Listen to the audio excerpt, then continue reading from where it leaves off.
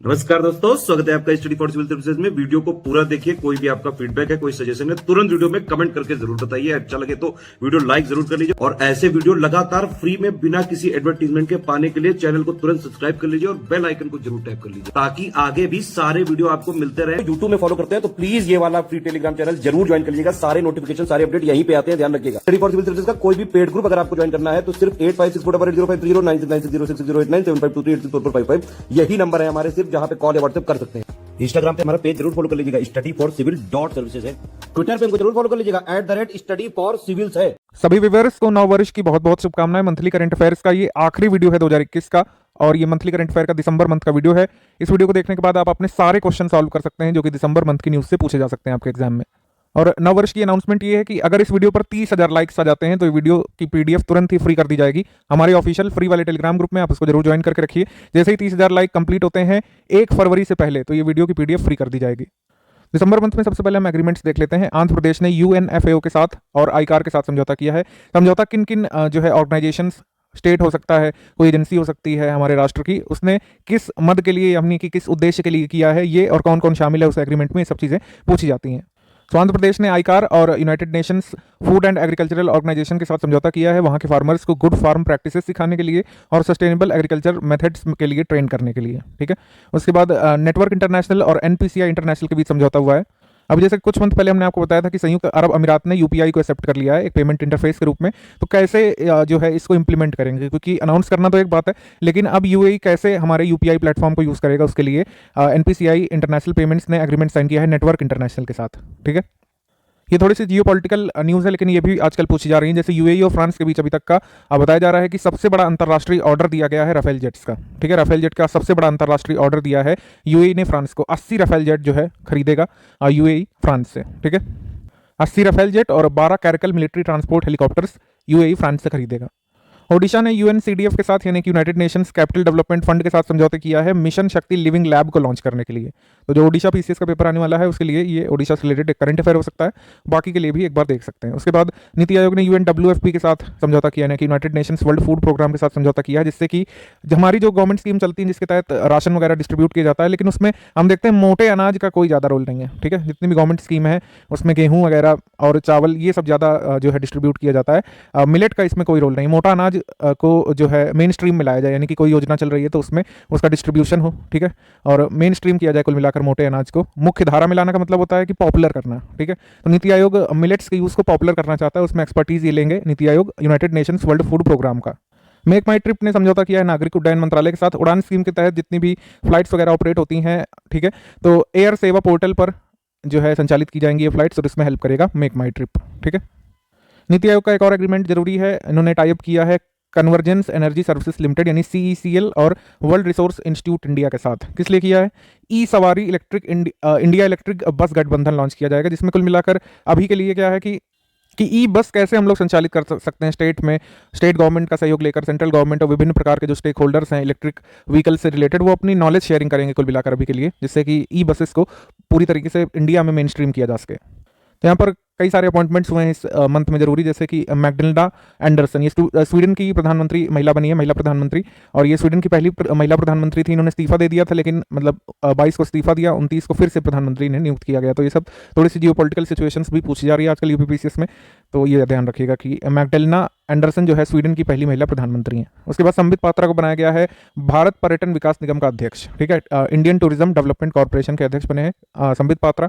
उसके बाद विवेक जौहरी चेयरपर्सन है central board of indirect taxes and customs के नए। उसके बाद है जापानीज फिल्म डायरेक्टर नाओमी कवासे, ये फीमेल है, यूनेस्को गुडविल एम्बेसडर कल्चरल और क्रिएटिव इंडस्ट्रीज के लिए इन्हें बनाया गया है। ठीक है। यूनेस्को के महानिदेशक कौन है? ऑड्रे अज़ोले, ये पुराना भी एक बार ध्यान रखते हुए चलिएगा। उसके बाद अलका उपाध्याय, ये चेयरपर्सन बनी है national highway authorities of India की।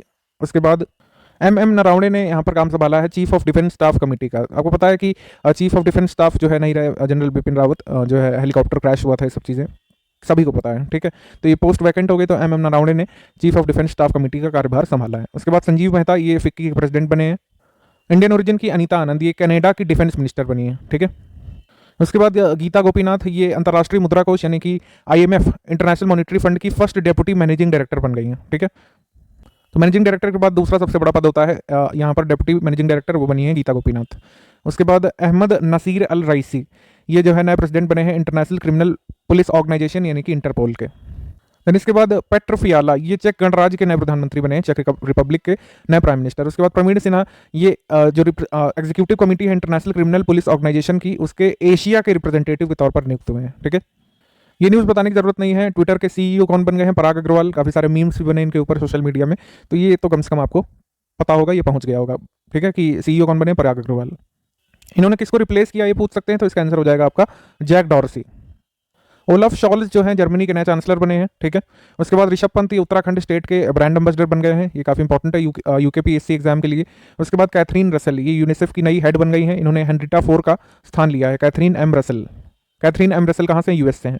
उसके बाद गैब्रियल बॉरिक जो है चिली के नए प्रेसिडेंट बने हैं। उसके बाद उत्तराखंड की प्रसिद्ध पर्वतारोही हर्षवंती बिष्ट, जो कि आपकी पौड़ी डिस्ट्रिक्ट से आती हैं। ठीक है, तो ये फर्स्ट वुमेन चेयरपर्सन बन गई हैं इंडियन माउंटेनियरिंग फाउंडेशन की, first women chairperson Indian mountaineering foundation की, इस वजह से ये जरूरी है। उसके बाद बॉलीवुड अभिनेता अमिताभ बच्चन, जो लेजेंड्स क्रिकेट लीग है जिसका अगला सीजन कहाँ पर होना है, जनवरी 2022 में अल एमिरेट्स क्रिकेट स्टेडियम ओमान में। ठीक है, तो ये बन गए हैं इस क्रिकेट लीग के ब्रांड एम्बेसडर। स्मृति मंदाना को अभी ब्रांड एम्बेसडर बनाया गया है, आईआईटी मद्रास की एक इनक्यूबेटेड स्टार्टअप है GUVI, इसकी ब्रांड एम्बेसडर बनी है। उसके बाद भारतीय आइस हॉकी संघ के महासचिव बने हैं, महासचिव जो हरजिंदर सिंह हैं, ये क्या बने हैं, ये जो इंडियन कॉन्टिजेंट जाएगा यानी भारतीय दल 2022 के विंटर ओलंपिक में जो कि बीजिंग में होने हैं, उसके शेफ डिमिशन। अब शेफ डिमिशन क्या होता है, मतलब कह सकते हैं हम लोग दल प्रमुख इसको बोलते हैं। ठीक है, तो भारतीय आइस हॉकी संघ के महासचिव हरजिंदर सिंह ये शेफ डिमिशन बने हैं, जो भारतीय दल जाएगा शीतकालीन ओलंपिक 2022 बीजिंग में। ठीक है, ये फेब में होंगे ओलंपिक। उसके बाद एमिली मॉरिस्मो, ये फ्रेंच ओपन की पहली महिला निदेशक बनी है। ठीक है, इस तरह अपॉइंटमेंट्स खत्म होते हैं, हम आते हैं अवार्ड्स एंड ऑनर्स पर, क्योंकि साल का एंड होता है, काफी सारे अवार्ड्स दिए जाते हैं यहाँ पर। तो पहला अवार्ड है रॉयल गोल्ड मेडल मिलेगा बालकृष्ण दोषी को, जो कि एक आर्किटेक्ट हैं, royal institute of British architects के द्वारा ये अवार्ड इन्हें मिलेगा। उसके बाद औद्योगिक नवाचार पुरस्कार यानी कि industrial innovation award 2021 confederation of Indian industries के द्वारा दिया जाता है, ये मिला है Indian national centre for ocean information services यानी इनकॉइस को। Indian national centre for ocean information services को ये अवार्ड मिला है जो है टॉप इनोवेशन रिसर्च इंस्टीट्यूट 2021 की कैटेगरी में, कन्फेडरेशन ऑफ इंडियन इंडस्ट्रीज के द्वारा। विरल सुधीर भाई देसाई, इन्हें अवार्ड मिला है global environment and climate action citizen award का। Harvard medical school centre for health and global environment के द्वारा दिया जाता है, और इसमें जो है 28 लोगों को सम्मानित किया गया है 11 देशों से, उसमें खाली जो भारत से जिन्हें सम्मानित किया गया है विरल सुधीर भाई देसाई को, इन्हीं का नाम आप याद रखेंगे। फिर उसके बाद है गोपाल रत्न पुरस्कार कामधेनु हितकारी मंच को मिला है।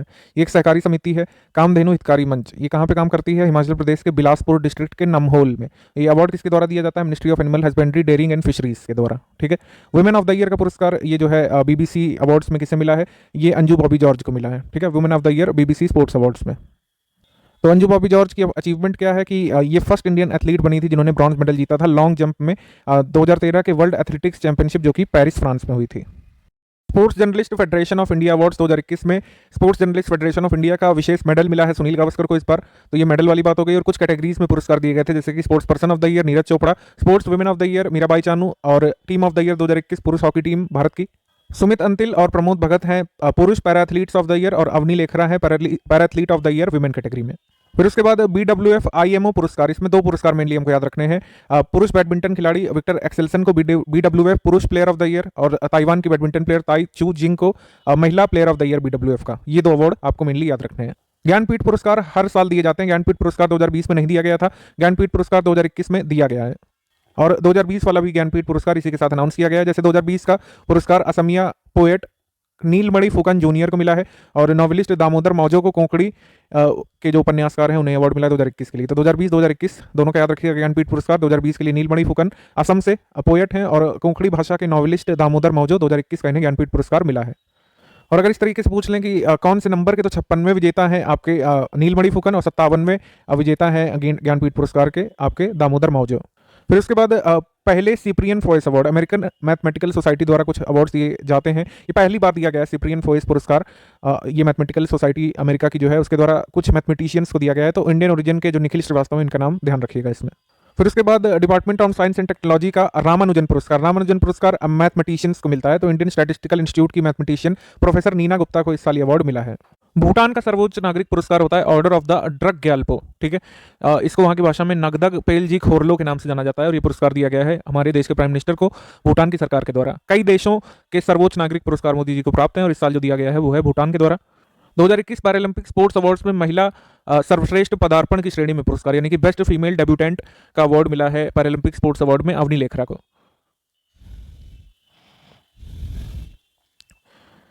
गोल्डन पीकॉक एनवायरमेंट अवार्ड हर साल दिए जाते हैं, इस साल ये अवार्ड मिला है steel authority of India limited को। उसके बाद 70वें मिस यूनिवर्स अवार्ड, 70वें मिस यूनिवर्स अवार्ड में जो मिस यूनिवर्स का टाइटल है वो किसने जीता है? ऑब्वियसली काफी न्यूज में रहा, हरनाथ संधू जो पंजाब से इंडिया से, उन्हें मिस यूनिवर्स 2021 नवाजा गया। ठीक, और जो अन्य बातें जो आपको याद रखनी है कि क्या इससे पहले भी किसी इंडियन वुमेन ने मिस यूनिवर्स जीता है? तो हाँ, सबसे पहली बार जीता था सुष्मिता सेन ने 1994 में। ठीक है, उसके बाद लारा दत्ता ने अवार्ड जीता था सन 2000 में। ठीक, तो उसके बाद आपको याद रखना है कि हरनाथ संधू ये तीसरी विमेन बन गई हैं इंडिया की जिन्होंने मिस यूनिवर्स टाइटल जीता है। सुशीला देवी पुरस्कार 2021 ये अनुकृति उपाध्याय को मिला है। सुशीला देवी पुरस्कार उनकी नॉवेल किंत्सुगी को मिला है। ठीक है, किंत्सुगी नाम की नॉवेल जो उन्होंने लिखी है अनुकृति ने, उसके लिए पुरस्कार इन्हें मिला है, सुशीला देवी अवार्ड 2021। सामाजिक न्याय के लिए मदर टेरेसा मेमोरियल अवार्ड, ठीक है, ये हार्मनी फाउंडेशन के द्वारा दिया जाता है। किसे मिला है? इन्वायरमेंटलिस्ट डॉक्टर अनिल प्रकाश जोशी, विद्युत मोहन और युवा पर्यावरण नाम के मतलब कुल मिलाकर young environmental activist Riddhima Pandey को। अनिल प्रकाश, विद्युत मोहन और रिद्धिमा पांडे।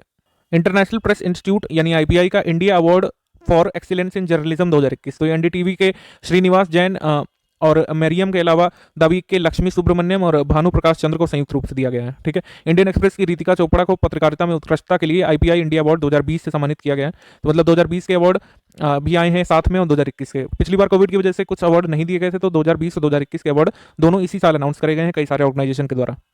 फिर इसके बाद यंग जियो स्पेशियल साइंटिस्ट पुरस्कार ये मिला है रुपेश गोयल को। ये आईआईटी कानपुर के प्रोफेसर हैं रुपेश गोयल। यंग जियो स्पेशल साइंटिस्ट अवार्ड ये रुपेश गोयल को मिला है, आईआईटी कानपुर के प्रोफेसर हैं, और ये किसके द्वारा दिया गया है? इस राशापुडी कामाक्षी मेमोरियल ट्रस्ट के द्वारा। साथ में डॉक्टर एम एस स्वामीनाथन पुरस्कार, ये हर 2 साल में एक बार दिए जाते हैं।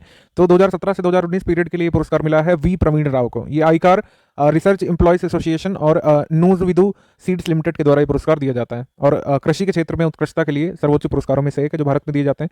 उसके बाद सर्वोच्च नागरिक पुरस्कार असम भाइव, असम भाइव जो है सर्वोच्च नागरिक पुरस्कार है जो असम की राज्य सरकार देती है, ये मिला है इस साल रतन टाटा को। न्यू इंडिया फाउंडेशन के द्वारा जो कमला देवी चट्टोपाध्याय पुरस्कार दिया जाता है, इस साल मिला है दिनियार पटेल को। दिनियार पटेल की जो किताब है Naoroji pioneer of Indian nationalism, इस पुस्तक के लेखक दिनियार पटेल को ये पुरस्कार मिला है, कमला देवी चट्टोपाध्याय पुरस्कार, जो कि न्यू इंडिया फाउंडेशन देती है। UNESCO Asia Pacific award cultural heritage foundation के लिए ये मिला है निजामुद्दीन रिवाइवल प्रोजेक्ट को। ठीक है, निजामुद्दीन रिवाइवल प्रोजेक्ट क्या है? निजामुद्दीन बस्ती है, और ये काफ़ी जो है खराब हालत में आ गई थी, लेकिन फिर इसका रिवाइवल किया गया था 2007 के आसपास। ठीक है, तो निजामुद्दीन बस्ती के बारे में एक बार देख सकते हैं, क्योंकि ये हिस्ट्री से जोड़ रहा है टॉपिक। ठीक है, मतलब कि हिस्टोरिकल इंपॉर्टेंस क्या है निजामुद्दीन बस्ती की, आपको पता होना चाहिए कि निजामुद्दीन बस्ती में आपका पड़ता है हुमायूं का मकबरा, हजरत निजामुद्दीन बस्ती सुंदरी नर्सरी, बताशे वाला मकबरा उद्यान परिसर, दरबारी कवि अब्दुल रहीम खाना का मकबरा, और कारवां सराय और अजीमगंज सराय, ये सब शामिल हैं। ठीक है, और इसकी लोकेशन क्या है? यमुना नदी की सहायक नदी पर दिल्ली के एक गांव गयासपुर में ये बसा हुआ है निजामुद्दीन बस्ती। ठीक है, तो यूनेस्को की Asia Pacific award for cultural heritage conservation ने ये पुरस्कार इन्हें 2 कैटेगरी में दिया है, एक तो एक्सीलेंस के लिए और दूसरा special recognition for sustainable development के लिए। ठीक है, 2 डिजी धन पुरस्कार मिले हैं कर्नाटक बैंक को ministry of electronics and IT की तरफ से, निजी क्षेत्र के बैंक की श्रेणी में सर्वाधिक भीम यूपीआई ट्रांजैक्शंस करवाने के लिए कर्नाटका बैंक को। इसके बाद है times person of the year. Times person of the year पिछली बार जो बाइडेन और कमला हैरिस थे, इस बार जो चर्चा में रहे साल भर एलॉन मस्क हैं। ठीक है, टेस्ला के सीईओ एलॉन मस्क। उसके बाद global entrepreneur of the year award business transformation के लिए ये मिला है आदित्य बिरला समूह के अध्यक्ष कुमार मंगलम बिरला को। कन्फेडरेशन ऑफ इंडियन इंडस्ट्रीज का DX अवार्ड कैटेगरी में मोस्ट इनोवेटिव बेस्ट प्रैक्टिस 2021 के लिए पुरस्कार मिला है HDFC बैंक को। थोड़ा बैंकिंग से रिलेटेड ज़्यादा करंट अफेयर है, बैंक के एग्जाम्स में और जहाँ पर बैंक से रिलेटेड पोस्ट होते हैं वहाँ पर पूछा जा सकता है, बाकी के लिए उतना जरूरी नहीं है। बढ़ते हम लोग आगे। BBC sports personality of the year ये पुरस्कार मिला है MR राडुकानु को। ठीक है, टेनिस प्लेयर MR राडुकानु को। अब इसमें कुछ और कैटेगरीज हैं, जैसे हेलन रॉलसन पुरस्कार जिन बेटी को मिला है, team of the year England की पुरुष फुटबॉल टीम को, वर्ल्ड स्पोर्ट्स स्टार ये रॉशल ब्लैकमोर को, lifetime achievement Simone Biles को। 52वां international film festival of India ये गोवा में हुआ था, और इसमें साथ ही साथ ब्रिक्स फिल्म समारोह की मेजबानी की गई थी, ये बात महत्वपूर्ण है। ठीक, और इसमें कुछ अवार्ड्स हैं जो जरूरी हैं, जैसे फिल्म शूटिंग के लिए सबसे अनुकूल स्थान 52वें international film festival of India में किसे मिला है? उत्तर प्रदेश राज्य की सरकार को, उत्तर प्रदेश को। फिर उसके बाद सर्वश्रेष्ठ अभिनेता पुरुष कैटेगरी में सिल्वर पीकॉक अवार्ड जो दिया जाता है मिला है जितेंद्र भिखुलाल जोशी को, इनकी मराठी फिल्म है गोदावरी के लिए। उसके बाद सर्वश्रेष्ठ अभिनेत्री चार्लोट नामक फिल्म के लिए एंजेला मौलिना को। उसके बाद सर्वश्रेष्ठ निर्देशक saving one who was dead इस फिल्म के निर्देशक वॉकलोव कॉड्रिन्को, ये आपकी चेक रिपब्लिक से हैं। उसके बाद सर्वश्रेष्ठ फिल्म के लिए गोल्डन पीकॉक अवार्ड ये जापानीज फिल्म रिंग वॉन्डरिंग को मिला है, जिसके डायरेक्टर ये है मसाकाजु कोनिएको। उसके बाद Indian film personality of the year ये प्रसून जोशी, एक निर्देशक की सर्वश्रेष्ठ पहली फीचर फिल्म ये निर्देशक मैरी एलेसेंड्रनी की ज़होरी फिल्म। उसके बाद ये यूनेस्को गांधी पुरस्कार ये मिला है लिंग्वी द सैक्रेड बॉन्ड नामक फिल्म को। अभी हिंदी इंग्लिश एक ही फ्रेम में नहीं आ पा रहा था, तो इसको हमने अलग अलग किया है। जो इंग्लिश मीडियम के लोग हैं यहाँ पर स्क्रीनशॉट ले सकते हैं।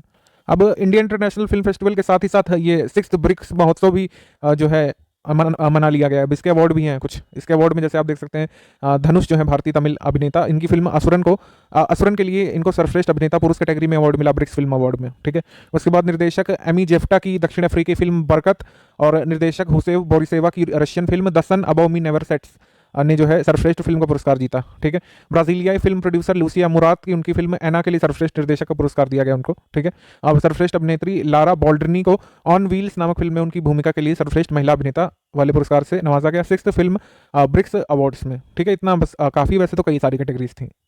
फिर उसके बाद बुक्स एंड ऑथर देख लेते हैं। The midway battle Modi's roller coaster second term, ये लिखा है गौतम चिंतामणि ने। फिर उसके बाद द पीपल्स लीडर लिखी है विवेकानंद झा ने।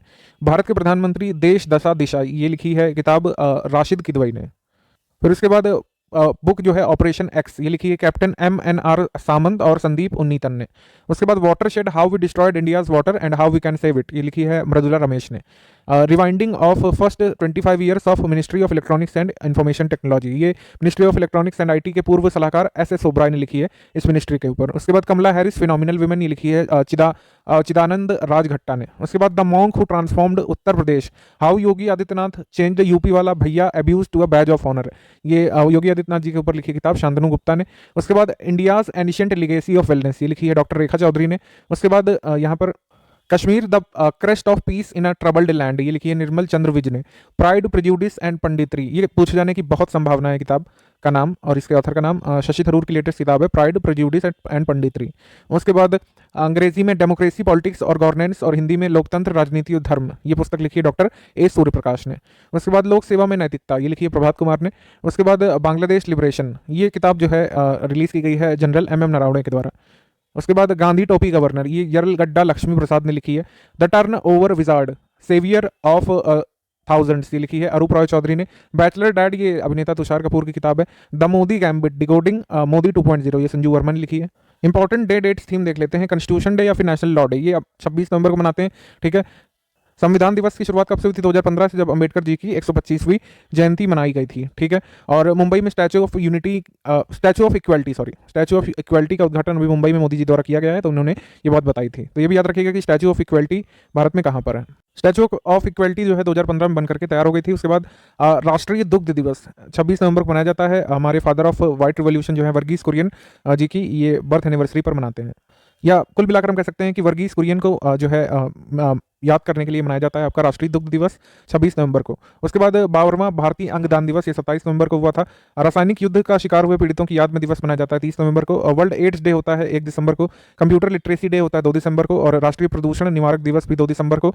दिव्यांग दिवस 3 दिसंबर को। अंतर्राष्ट्रीय बैंक दिवस 4 दिसंबर को। और इंडियन नेवी डे होता है 4 दिसंबर को। उसके बाद इंटरनेशनल वॉलंटियर डे 5 दिसंबर को। विश्व मृदा दिवस 5 दिसंबर को, ठीक है। उसके बाद महापरिनिर्वाण दिवस 6 दिसंबर को। अम्बेडकर जी की पुण्यतिथि को महापरिनिर्वाण दिवस के रूप में जानते हैं। उसके बाद सशस्त्र सेना झंडा दिवस, ये 7 दिसंबर को। बलदेव सिंह समिति ने झंडा दिवस कोष की स्थापना की थी, ठीक है। उसके बाद ऊर्जा संरक्षण सप्ताह 8 से 14 दिसंबर तक मनाया गया था। और इस बार इसकी थीम थी आज़ादी का Amrit Mahotsav, energy efficient India और क्लीनर प्लैनेट। उसके बाद मानवाधिकार दिवस 10 दिसंबर को। यूनिसेफ डे ये होता है 11 दिसंबर को। और इंटरनेशनल माउंटेन डे होता है 11 दिसंबर को। सस्टेनेबल माउंटेन टूरिज्म इसकी थीम थी। उसके बाद राष्ट्रीय ऊर्जा संरक्षण दिवस आपका 14 दिसंबर को, ठीक है। और इंटरनेशनल टी डे होता है 15 दिसंबर को। उसके बाद सरदार वल्लभ भाई पटेल की पुण्यतिथि 15 दिसंबर को। विजय दिवस 16 दिसंबर को। माइनॉरिटीज राइट्स डे होता है ये 18 दिसंबर को, ठीक है। और अंतर्राष्ट्रीय प्रवासी दिवस ये होता है 18 दिसंबर को, ठीक है। गोवा लिबरेशन डे ये होता है 19 दिसंबर को। प्रशासन गाँव की ओर इस बार थीम थी। एक्चुअली यहाँ थोड़ा सा मिस्टाइप है, प्रशासन गांव की ओर थीम है गुड गवर्नेंस वीक की, ठीक है। सुशासन सप्ताह जो बनाया गया है उसकी थीम है ये, गोवा लिबरेशन डे की नहीं है, ठीक है। यहाँ पर थोड़ा सा आप करेक्शन मानेंगे। उसके बाद नेशनल मैथमेटिक्स डे ये होता है 22 दिसंबर को, राष्ट्रीय किसान दिवस ये होता है 23 दिसंबर को, और नेशनल कंज्यूमर डे 24 दिसंबर को। इंटरनेशनल कंज्यूमर डे कब होता है, क्या मार्च में होता है, ये आप कमेंट करके बताएंगे। उसके बाद मदन मोहन मालवीय की जयंती होती है 25 दिसंबर को, सुशासन दिवस होता है, good governance day Atal Bihari Vajpayee ji के जन्म दिवस पर 25 दिसंबर को, क्रिसमस वाले दिन। महामारी की तैयारी का अंतर्राष्ट्रीय दिवस होता है 27 दिसंबर को, और ये पिछली बार से ही मनाया जाना शुरू हुआ है। डिफेंस से रिलेटेड इवेंट्स देखेंगे दिसंबर 2021 मंथ के। एक्वेरियन एक्सरसाइज भारत जो है मालदीव के साथ करता है, और ये इस साल की एक्वेरियन एक्सरसाइज हुई है मालदीव में, ठीक है, मालदीव के कादू आइलैंड में हुई है ये। पैनेक्स 2021 ये एक्सरसाइज में ब्रिक्स कंट्रीज पार्टिसिपेट करती हैं, भारत, बांग्लादेश, नेपाल, भूटान, म्यांमार, श्रीलंका, थाईलैंड। यहाँ पे इन सभी का पार्टिसिपेशन देखा गया था। और एक्सरसाइज कहाँ पर हुई थी इस साल की? पैनेक्स 2021 पुणे में, ठीक है, ये याद रखना है आपको।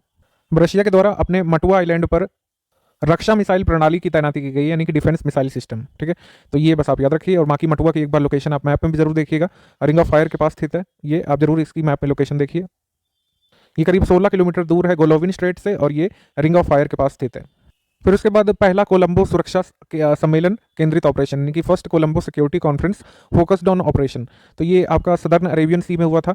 किन किन कंट्रीज ने इसमें पार्टिसिपेट किया कोलंबो सिक्योरिटी कॉन्फ्रेंस में? मालदीव ने, श्रीलंका ने और भारत ने। ये काफ़ी जरूरी है, सबसे पहली चीज़, ठीक है। और यहाँ पर बेसिकली डिस्कशन किस पर हुआ था? मैरीटाइम सिक्योरिटी पर सहयोग के लिए, ठीक है। म्यूचुअल अंडरस्टैंडिंग और रेसिप्रोसिटी, यानी कि सहयोग और समन्वय बनाए रखना होगा इन तीन देशों को मैरीटाइम सिक्योरिटी एजेंसीज के बीच, अपनी अपनी देश की मैरीटाइम सिक्योरिटी एजेंसीज के बीच।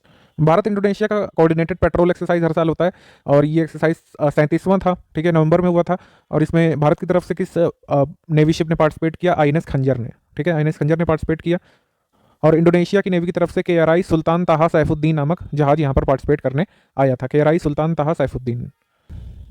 Stealth destroyer Mormugao, stealth destroyer Mormugao जो है इसका पहला समुद्री परीक्षण किया गया है। तो ये स्टेल्थ डिस्ट्रॉयर यानी कि छुप करके विध्वंस करने वाला जहाज है, और इसको बनाया है माझगांव डॉक शिपयार्ड लिमिटेड ने।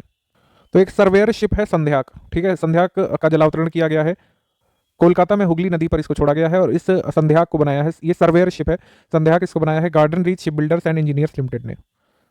जैसे कि नेवी में कुछ जहाज लॉन्च किए जा रहे हैं, जैसे कि संध्याक हो गया, मार्मुगाओ हो गया, तो आईएनएस खुकरी जो है ये सेवा मुक्त किया गया है विशाखापट्टनम में। तो कई जहाज जो पुराने हो जाते हैं फिर उनकी सर्विसेज ली जानी बंद कर दी जाती हैं, ठीक है, तो इनको एक जगह पे ला करके हॉल्ट कर दिया जाता है। जैसे विशाखापट्टनम में अब आईएनएस खुकरी जो है खड़ा कर दिया गया है। दक्षिण शक्ति नाम का जो सैन्य अभ्यास है ये हमारा इंटरनल डोमेस्टिक एक्सरसाइज है, ये भारत की आर्मी ने किया था। ये कहाँ पर किया था? जैसलमेर के रेगिस्तान में, ठीक है, दक्षिण शक्ति। तो देखिए यहाँ पर जो टर्म्स होते हैं उससे कंफ्यूज करने का बहुत प्रयास किया जाता है एग्जाम में। जैसे दक्षिण शक्ति, तो आप ऐसा सोचेंगे कि ये एक्सरसाइज जो है हो सकता है किसी साउथ इंडियन स्टेट में हुआ हो, लेकिन ऐसा नहीं है। ये अभ्यास जो है जैसलमेर के रेगिस्तान में हुआ था। नासा के द्वारा 10 नए अंतरिक्ष यात्री उम्मीदवारों का चयन किया गया है। अब इसमें हम ये क्यों पढ़ रहे हैं न्यूज़? क्योंकि इसमें भारत की तरफ से भी शामिल है, भारतीय मूल के अनिल मेनन इसमें शामिल है, ठीक है, अनिल मेनन। बाकी अन्य यात्रियों के भी नाम लिखे हुए हैं, एक बार देख सकते हैं, लेकिन यहाँ पर जो सबसे महत्वपूर्ण है वो इंडियन ओरिजिन के अनिल मेनन का नाम है। कि आगामी जो मिशंस होंगे नासा के, उसमें जो एस्ट्रोनॉट्स भाग लेंगे आगे तक, उसमें जो 10 चुने गए हैं लोग, उसमें अनिल मेनन का नाम भी शामिल है। 22वां मिसाइल व्हीजल स्क्वाड्रन, यानी कि जिसको पॉपुलर तौर पर किलर स्क्वाड्रन के नाम से जाना जाता है, इसको भी प्रेसिडेंट स्टैंडर्ड दिया गया है, ठीक है। भारत की indigenously developed conventional surface to surface missile Pralay का सफल परीक्षण किया गया। यहाँ पर 2 परीक्षण किए गए थे दिसंबर में, और इसका परीक्षण कहाँ पे किया गया है? Doctor APJ Abdul Kalam island से, ओडिशा में। भारतीय नेवी का प्रशिक्षण जहाज INS सुदर्शनी 3 दिवसीय ऑपरेशनल टर्न अराउंड के लिए गया था, कहाँ पर? ओमान में, ठीक है। ये छोटी सी न्यूज़ है, कभी कभी यहाँ पर डिफेंस न्यूज़ ज़्यादा पूछी जाती है, उसके लिए जरूरी हो सकता है। उसके बाद भारतीय सेना ने in house messaging app develop किया है एसिग्मा नाम से, यानी कि army secure indigenous messaging application, ASIGMA नाम इसका ध्यान रखिएगा। और ये new generation web based application है, इंटायरली इन हाउस, यानी कि पूरी तरीके से भारत में डेवलप किया गया ये आर्मी के लिए। फिर उसके बाद 8वां हिंद महासागर संवाद, 8वां हिंद महासागर डायलॉग आयोजित हुआ था, और विदेश मंत्रालय और भारतीय वैश्विक मामलों की परिषद ने संयुक्त रूप से इसकी अध्यक्षता की थी। S-400 एयर डिफेंस सिस्टम जो कि हमने रशिया से खरीदे हुए हैं, इसका पहला स्क्वाड्रन कहाँ पे तैनात किया गया है? पंजाब में, ठीक है, पंजाब सेक्टर में, वेस्टर्न पंजाब सेक्टर में, जिससे पाकिस्तान और चाइना से हो सकने वाले एरियल थ्रेट्स को यहाँ पर ब्लॉक किया जा सके। फिर उसके बाद ऑबिचरीज देख लेते हैं। तारक सिन्हा, ये प्रख्यात क्रिकेट प्रशिक्षक, ये नहीं रहे। उसके बाद सिरिवेन्ला सीताराम शास्त्री, ये तेलुगु फिल्म गीतकार, ये नहीं रहे। कौनी जयती रोसैया, ये फॉर्मर चीफ मिनिस्टर रहे आंध्र प्रदेश के, नहीं रहे। बिपिन रावत हमारे present chief of defence staff थे, ये नहीं रहे। आपको पता है कि 11 अन्य सैन्य कर्मियों सहित जो है तमिलनाडु के कुन्नूर के पास जो है वायुसेना का MI-17 V5 हेलीकॉप्टर दुर्घटनाग्रस्त हो गया था, और जो है सभी की जान गई। बिपिन रावत और उनकी वाइफ दोनों की जान गई थी इसमें। कैप्टन वरुण सिंह जो सर्वाइविंग पर्सन थे कुछ दिन जीवित रहने के बाद, ये भी नहीं रहे। फिर उसके बाद न्यायमूर्ति गिरीश ठाकुरलाल नानावती। तो गिरीश ठाकुरलाल नानावती, इनको जीटी नानावती के नाम से जानते हैं।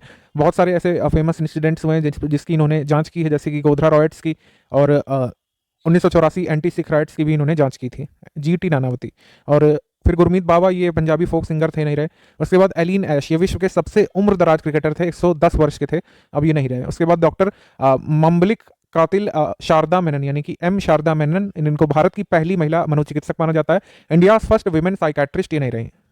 स्कीम्स देख लेते हैं दिसंबर मंथ की, स्टेट गवर्नमेंट की स्कीम, सेंट्रल गवर्नमेंट की स्कीम्स, कुछ पुरानी सेंट्रल गवर्नमेंट स्कीम के अपडेट, सब कुछ यहाँ पे हम कवर कर लेते हैं। जन स्पंदन योजना, ये लाई है कर्नाटक की सरकार। सबसे पहले तो यही है कि कौन सी सरकार लाई है, कर्नाटक की स्टेट गवर्नमेंट। इसमें क्या है, ये किसके लिए है, ग्रीवेंस रिड्रेसल के लिए, सिटीजन्स के लिए वन स्टॉप प्लेटफॉर्म का काम करेगा। किसी भी गवर्नमेंट स्कीम या सर्विसेज में कोई कंप्लेंट अगर मतलब ये कर्नाटक के लोग करना चाहते हैं तो उसके लिए काम करेगा जन स्पंदन।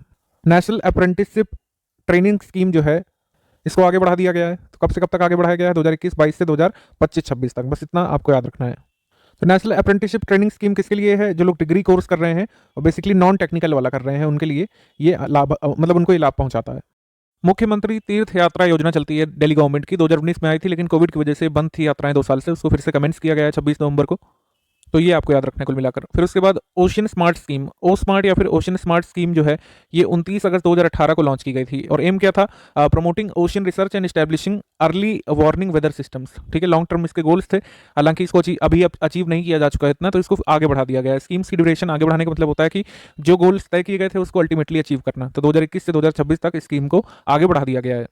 फिर उसके बाद आत्मनिर्भर भारत रोजगार योजना में सर्वाधिक जो बेनिफिशियरीज हैं उन स्टेट्स की लिस्ट जारी की गई है, एक तरह से हम लोग कह सकते हैं। तो इसमें सर्वाधिक लाभार्थी किस राज्य से हैं ये आपको पता होना चाहिए। जिन लाभार्थियों ने सबसे ज़्यादा जो आत्मनिर्भर भारत अभियान रोजगार अभियान से जो है बेनिफिट प्राप्त किया है, वो स्टेट है महाराष्ट्र, फिर उसके बाद तमिलनाडु, फिर गुजरात। तो सर्वाधिक जो बेनिफिशियरीज हैं आत्मनिर्भर भारत रोजगार योजना के, वो कहाँ से हैं, महाराष्ट्र से, फिर उसके बाद तमिलनाडु, फिर गुजरात।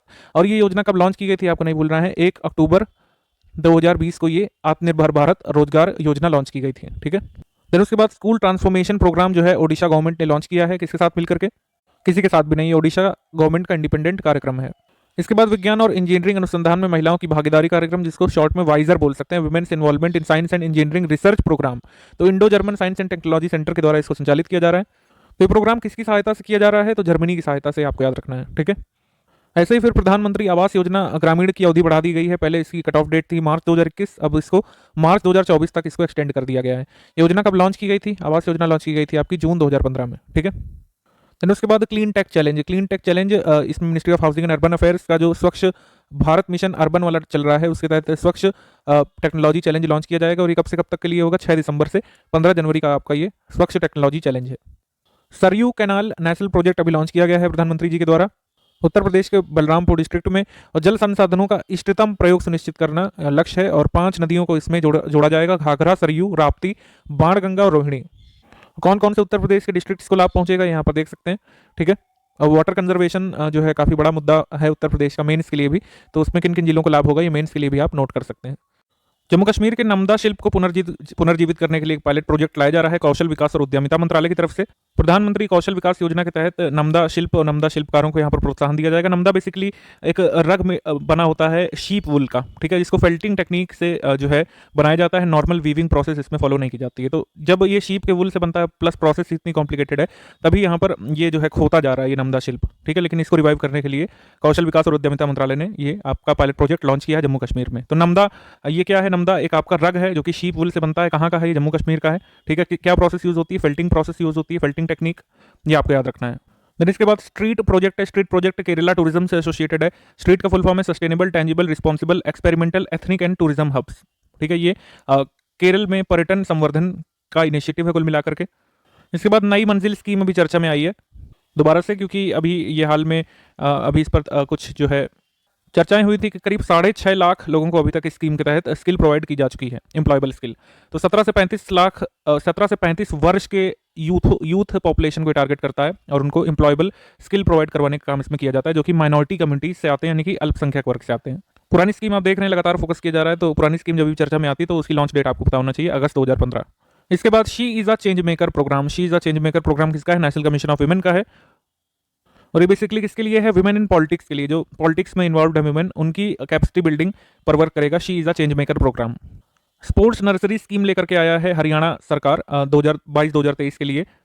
इसमें हरियाणा में स्पोर्ट्स नर्सरी स्टार्ट की जाएंगी गवर्नमेंट, प्राइवेट और अदर एजुकेशनल इंस्टीट्यूट्स में और प्राइवेट स्पोर्ट्स इंस्टीट्यूशंस में, ठीक है, जिससे कि प्लेयर्स को तैयार किया जा सके, आने वाले बड़े इवेंट्स के लिए उनको ट्रेन किया जा सके स्पोर्ट्स में। जन सेवक कार्यक्रम ये कर्नाटका गवर्नमेंट का है, door step delivery of services से एसोसिएटेड है, यानी कि कोई भी आपको दस्तावेज बनवाना है कर्नाटक में तो आप ऑनलाइन उसका शुल्क जमा करके और शायद 115 रुपये दे करके वो दस्तावेज अपने घर पर मंगवा सकते हैं डायरेक्टली, ठीक है। जन सेवक स्कीम कर्नाटक गवर्नमेंट की है, दिसंबर 2021 में लॉन्च हुई, एक्चुअली नवंबर में। श्रेष्ठ योजना आई है, श्रेष्ठ योजना 6 दिसंबर 2021 को लॉन्च की गई है डॉक्टर बी आर अम्बेडकर की 66वीं पुण्यतिथि यानी महापरिनिर्वाण दिवस के अवसर पर। इसमें क्या होगा कि सोशियो इकोनॉमिक अपलिफ्टमेंट पर फोकस किया जाएगा और ओवरऑल डेवलपमेंट शेड्यूल्ड कास्ट के स्टूडेंट्स का यहाँ पर किया जाएगा। उनको रेजिडेंशियल एजुकेशन यानी कि आवास और शिक्षा दोनों प्रोवाइड करवाए जाएंगे अच्छे एजुकेशनल इंस्टीट्यूट्स में, ठीक है। तो शेड्यूल्ड कास्ट स्टूडेंट्स के लिए है, उनको आवास और अच्छी शिक्षा श्रेष्ठ योजना के तहत प्रोवाइड करवाई जाएगी, ठीक है। आप इसको श्रेयस से कंफ्यूज नहीं करेंगे, श्रेयस अलग है, वो स्किल डेवलपमेंट से एसोसिएटेड है। और जो है क्या आप कमेंट करके बता सकते हैं कि क्या ये सिर्फ एससी और माइनॉरिटीज़ के लिए है या फिर सभी के लिए है, ये आप कमेंट करके बताइए। मिलती जुलती स्कीम्स में जब भी आप देखें तो पुरानी स्कीम से एक बार कंपेयर जरूर करें, क्योंकि हमारे जो एग्जामिनर हैं इसी पर काम करते हैं। मिलते जुलते नाम से आपको काफ़ी बार कंफ्यूज करने का प्रयास किया जाता है अगर आप कोई भी पेपर उठा करके देखें तो। दिल्ली देहरादून इकोनॉमिक कॉरिडोर ये इंपॉर्टेंट है उत्तराखंड करंट अफेयर के लिहाज से भी और नेशनल करंट अफेयर के लिहाज से। Delhi Dehradun economic corridor India की पहली और एशिया की largest elevated wild life corridor कही जा रही है। ये एक फैक्ट काफ़ी जरूरी है अभी के लिए, बाकी आपको बताया जाएगा जो भी फैक्ट जरूरी होंगे। इसमें कहा जा रहा है कि दिल्ली से देहरादून की जो दूरी प्रेजेंट में 248 किलोमीटर की है, इसके बनने के बाद हो जाएगी 180 किलोमीटर की। इसके बाद माँ उमिया धाम परियोजना। माँ उमिया धाम परियोजना कहाँ की है? ये है अहमदाबाद के 16 में उमिया परिसर में उमिया माता मंदिर के साथ साथ इसकी आधारशिला रखी गई थी। तो उमिया धाम विकास प्रोजेक्ट किससे एसोसिएटेड है? अहमदाबाद से, आपको याद रखना है। बाकी उमिया माता के बारे में दिया गया है कि ये कदवा पाटीदार संप्रदाय की अधिष्ठात्री देवी कही जाती हैं।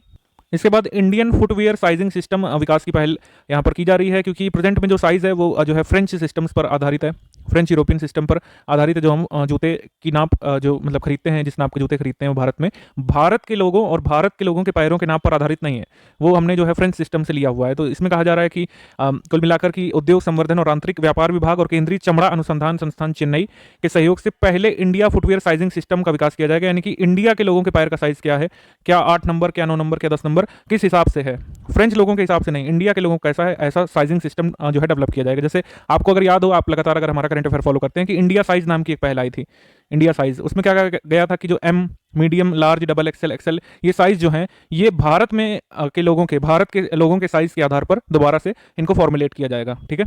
तो ऐसे ही जूते का नंबर भारत के लोगों के साइज के हिसाब से, भारत के लोगों के पैर के हिसाब से कैसा बनेगा, 10, 11, 12, 8, 9, 7, ये यहाँ पर बनाया जा रहा है। आई होप हम आपको समझा पाए हैं एकदम लेमैन लैंग्वेज में।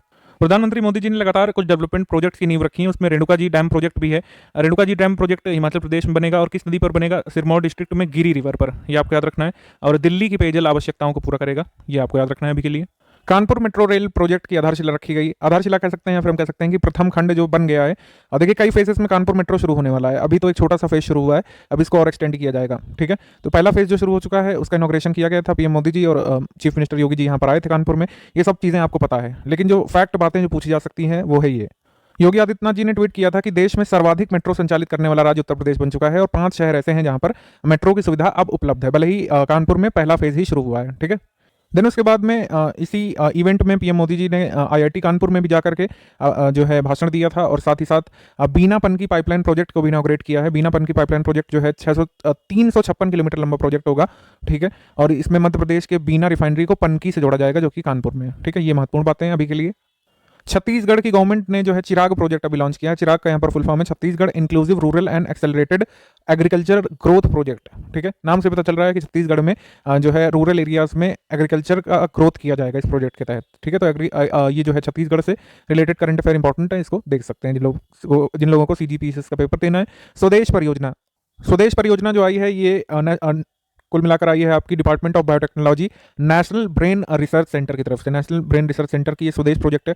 अब देखिए इसमें आपको लग रहा होगा कि ये बहुत नॉर्मल सा है, ठीक है, ये आपने पढ़ लिया, लेकिन एग्जाम में किस तरीके से पूछते हैं, इसमें पूछते हैं कि स्वदेश प्रोजेक्ट जो भी लॉन्च किया गया दिसंबर 2021 में इस एसोसिएटेड विद वॉट, तब वहाँ पे कंफ्यूजन होती है। तो आपको स्वदेश से पता होना चाहिए कि ये India first large scale multi modal neuro imaging database तैयार करने से एसोसिएटेड है, जो कि किया जा रहा है national brain research centre department of biotechnology की तरफ से, ठीक है।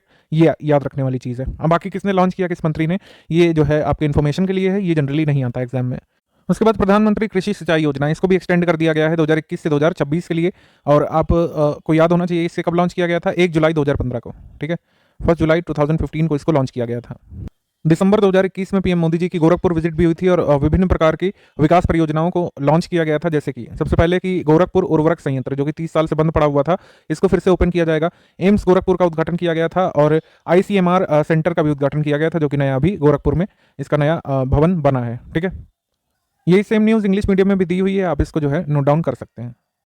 स्पोर्ट्स करंट अफेयर देख लेते हैं दिसंबर 2021 के, जो कि काफ़ी रोचक हैं। जैसे क्रिकेट में एक पारी में 10 विकेट लेने वाले तीसरे गेंदबाज बने हैं। टेस्ट मैच की एक पारी में 10 के 10 विकेट लेने वाले तीसरे गेंदबाज बन गए हैं न्यूजीलैंड के एजाज पटेल। मुंबई में टेस्ट मैच हो रहा था इंडिया के खिलाफ, इन्होंने जो है 10 विकेट लिए हैं और ये तीसरे क्रिकेटर बने हैं। 1956 में इंग्लैंड के जिम लेकर ने सबसे पहले ये किया था ऑस्ट्रेलिया के खिलाफ, एक पारी के सारे विकेट लिए थे। और फिर अनिल कुंबले का नाम इसमें शामिल है। अनिल कुंबले ने पाकिस्तान के खिलाफ फिरोज शाह कोटला में 10 के 10 विकेट निकाले थे। तो ये ज़रूर से ज़रूर हमारे आने वाले सभी एग्जाम्स के लिए जरूरी है क्रिकेट का, ये आप नहीं छोड़िएगा, बाकी कुछ भी छोड़ दीजिए, ठीक है। बीपीएससी के लिए, आने वाले यूपीपीसीएस के एग्जाम्स के लिए बहुत ज़रूरी है। फिर उसके बाद सारलॉक्स ओपन 2021, इसमें पुरुष एकल विजेता लोह कीन येव सिंगापुर से, पुरुष एकल उप विजेता ली जी जिया मलेशिया से, महिला एकल विजेता बुसानन ओंगबाम रुंगफान और महिला एकल उप विजेता येओ जिया मिन। तो ये बैडमिंटन टूर्नामेंट जो सारलॉक्स ओपन हुआ था, इसके ये विनर्स हैं, आप इनका नाम एक बार जरूर देखिएगा। उसके बाद नेहरू सीनियर हॉकी टूर्नामेंट पुरुष 2021, तो इसका विजेता है इंडियन ऑयल और उप विजेता रहा इंडियन रेलवेज, ठीक है। इसका आयोजन कहाँ पर हुआ था, सिकंदराबाद तेलंगाना में। देन इसके बाद 11वीं हॉकी इंडिया सीनियर पुरुष राष्ट्रीय चैंपियनशिप, जो कि पिंपरी चिंचवाड़ में हुई थी, महाराष्ट्र में, पुणे में, ठीक है। फाइनल मुकाबले में हॉकी पंजाब ने पेनाल्टी शूटआउट में हॉकी उत्तर प्रदेश को हराकर ये स्वर्ण पदक जीता था। तो उत्तर प्रदेश से एसोसिएटेड है, तो इसको एक बार जरूर देखिएगा। हॉकी पंजाब ने फाइनल में हॉकी उत्तर प्रदेश को हराया था, ठीक है। India senior main national championship में पिछले मंथ में हमने बताया था कि जूनियर हॉकी विश्व कप इंडिया में हो रहा है और इंडिया में ये हुआ था आपका जो है भुवनेश्वर ओडिशा में फाइनल हुआ था कलिंग स्टेडियम में। अर्जेंटीना ने जर्मनी को हरा करके जो है 16 साल बाद अपना खिताब जीता, ठीक है। तो जर्मनी फाइनल में हारा, अर्जेंटीना जीता। तो अगर आपसे पूछ लें कि जूनियर हॉकी विश्व कप जो इंडिया में हुआ था भुवनेश्वर में, उसको किसने जीता, अर्जेंटीना ने, ठीक है। FIDE विश्व शतरंज चैंपियनशिप 2021, इसमें नॉर्वे के मैग्नस कार्लसन ने इयान नोपोमोनियाशी को हरा करके ये टूर्नामेंट जीता। मैग्नस कार्लसन जो है आप जानते हैं ये चेस से जुड़े हुए हैं, नाम याद रखना आसान है कि FIDE वर्ल्ड चेस चैंपियनशिप 2021 किसने जीती, मैग्नस कार्लसन ने। इसके बाद टारगेट ओलंपिक पोडियम स्कीम जो चल रही है जो खेल मंत्रालय की, इसमें कुल मिलाकर कितने एथलीट शामिल हो गए हैं, 148, ठीक। टेस्ट क्रिकेट में सर्वाधिक विकेट लेने वाले तीसरे भारतीय गेंदबाज रविचंद्रन अश्विन बन गए हैं। कानपुर में टेस्ट मैच हो रहा था और उसमें अंतिम दिन जो है रविचंद्रन अश्विन ने पीछे कर दिया था हरभजन सिंह को। इंडिया में सबसे ज़्यादा विकेट किसने लिए हैं, अनिल कुंबले ने लिए हैं अभी तक, 619 विकेट उनके नाम है। फिर कपिल देव के हैं 434, फिर अब हो गए रविचंद्रन अश्विन के 429। जल्द ही रविचंद्रन अश्विन कपिल देव के भी करीब पहुंचने वाले हैं, कोई ज़्यादा दूर नहीं है, ठीक है। तो ये आपको याद रखना है कि तीसरे सर्वाधिक बने थे दिसंबर में, सर्वाधिक टेस्ट मैचों में सर्वाधिक विकेट लेने वाले बने थे रविचंद्रन अश्विन दिसंबर 2021 में, और जनवरी तक आप जल्द ही सुनेंगे कि दूसरे भी बन गए हैं, क्योंकि ज़्यादा अंतर नहीं है। Senior women cricket Challengers trophy 2021-22, ठीक है, ये जो है 4 से 9 दिसंबर के बीच हुई थी। इसमें फाइनल में इंडिया ए ने इंडिया डी को हराया था, ठीक है। तो ये senior women's cricket challenger trophy 2021-22 किसने जीती है, इंडिया ए ने। डेविस कप जो है टेनिस टूर्नामेंट होता है और इसको किसने जीता है, रशियन टेनिस फेडरेशन ने क्रोएशिया को हरा करके टाइटल जीता है, ठीक है। डेनियल मेडवेडेव जो है रशियन टेनिस फेडरेशन से, इन्होंने मैरिन क्लिक को हराकर, जो कि क्रोएशिया से हैं, ये टाइटल दिलवाया अपनी फेडरेशन को, रशियन फेडरेशन को, डेविस कप 2021। एक कैलेंडर ईयर में सर्वाधिक T20 इंटरनेशनल मैच जीतने का रिकॉर्ड किसने बनाया है, पाकिस्तान ने। इस कैलेंडर वर्ष में 2021 में 18वीं जीत थी उनकी कुल मिलाकर के। ये T20 के लिहाज से पाकिस्तान का सबसे अच्छा साल रहा है 2021 अगर देखा जाए तो।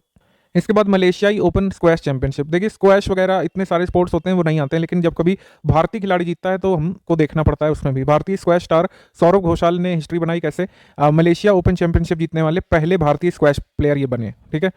इन्होंने किसको हराया था, पुरुष एकल फाइनल में कोलंबिया के मिगेल रॉड्रिग्स को, बस इतना आपको याद रखना है। खेलो इंडिया विमेन्स हॉकी लीग का ऑफिशियल इनॉग्रेशन हुआ था, अनुराग सिंह ठाकुर ने किया था दिल्ली के मेजर ध्यानचंद नेशनल स्टेडियम में। उसके बाद टेनिस टूर्नामेंट जो है एक्रोन UWTA फाइनल्स 2021, इसमें विमेन सिंगल टाइटल जीता था गारबाइन मुगुरुजा ने, जो कि स्पेन से हैं, और महिला एकल उप विजेता यानी फाइनल में रनर अप रही थी एनेट कॉन्टवेट, जो कि एस्टोनिया से हैं। बारबरा क्रिस्कोवा जो है, मतलब ये महिला युगल का दिया हुआ है, लेकिन महिला युगल आपको याद नहीं रखना होता है, इसको आप स्किप कर सकते हैं। महिला एकल विजेता, महिला एकल उप विजेता, इतने नाम खाली जरूरी होते हैं। उसके बाद रोलेक्स पेरिस मास्टर्स, तो ये पुरुष के ही गेम होते हैं, ठीक है। इसमें जो है पुरुषों का ही इवेंट होता है टेनिस में, तो नोवाक जोकोविच ने इसको जीता था, रोलेक्स पेरिस मास्टर्स को, और उप विजेता रहे थे डेनियल मेडवेडेव। उसके बाद WTA प्लेयर अवार्ड्स में कई कैटेगरीज होती हैं, लेकिन जो दो इंपॉर्टेंट है वो हमने लिखी हैं, जैसे WTA player of the year Ashleigh Barty Australia से, और WTA newcomer of the year Emma Raducanu, ये हैं ग्रेट ब्रिटेन से। उसके बाद ABU रोबोकॉन का आयोजन होगा नई दिल्ली में 21 अगस्त 2022 को, ठीक है। फिर उसके बाद राष्ट्रमंडल भारोत्तोलन चैंपियनशिप जो कि ताशकंद में हुई थी, इसमें कुल मिलाकर भारत ने कितने पदक जीते? 16 पदक। इसमें 4 स्वर्ण, 7 रजत और 5 ब्रॉन्ज यानी कांस्य पदक थे। अब BWF टूर 2021 ये थोड़ा सा खास है क्योंकि इसमें कुछ रिकॉर्ड बने हैं। विजेता रहे थे ऑन सॉन्ग योंग और उपविजेता रही थी PV सिंधु, ठीक। उसके बाद पुरुष एकल में विक्टर एक्सेल्सन डेनमार्क से विजेता रहे थे, उपविजेता रहे थे कुनलावुट वित्सार्न, ये थाईलैंड से, ठीक है, ये आपको याद रखना है। नेशनल बिलियर्ड्स टाइटल 2021 ये किसने जीता था? पंकज आडवाणी ने, ध्रुव सीतवाला को हरा करके।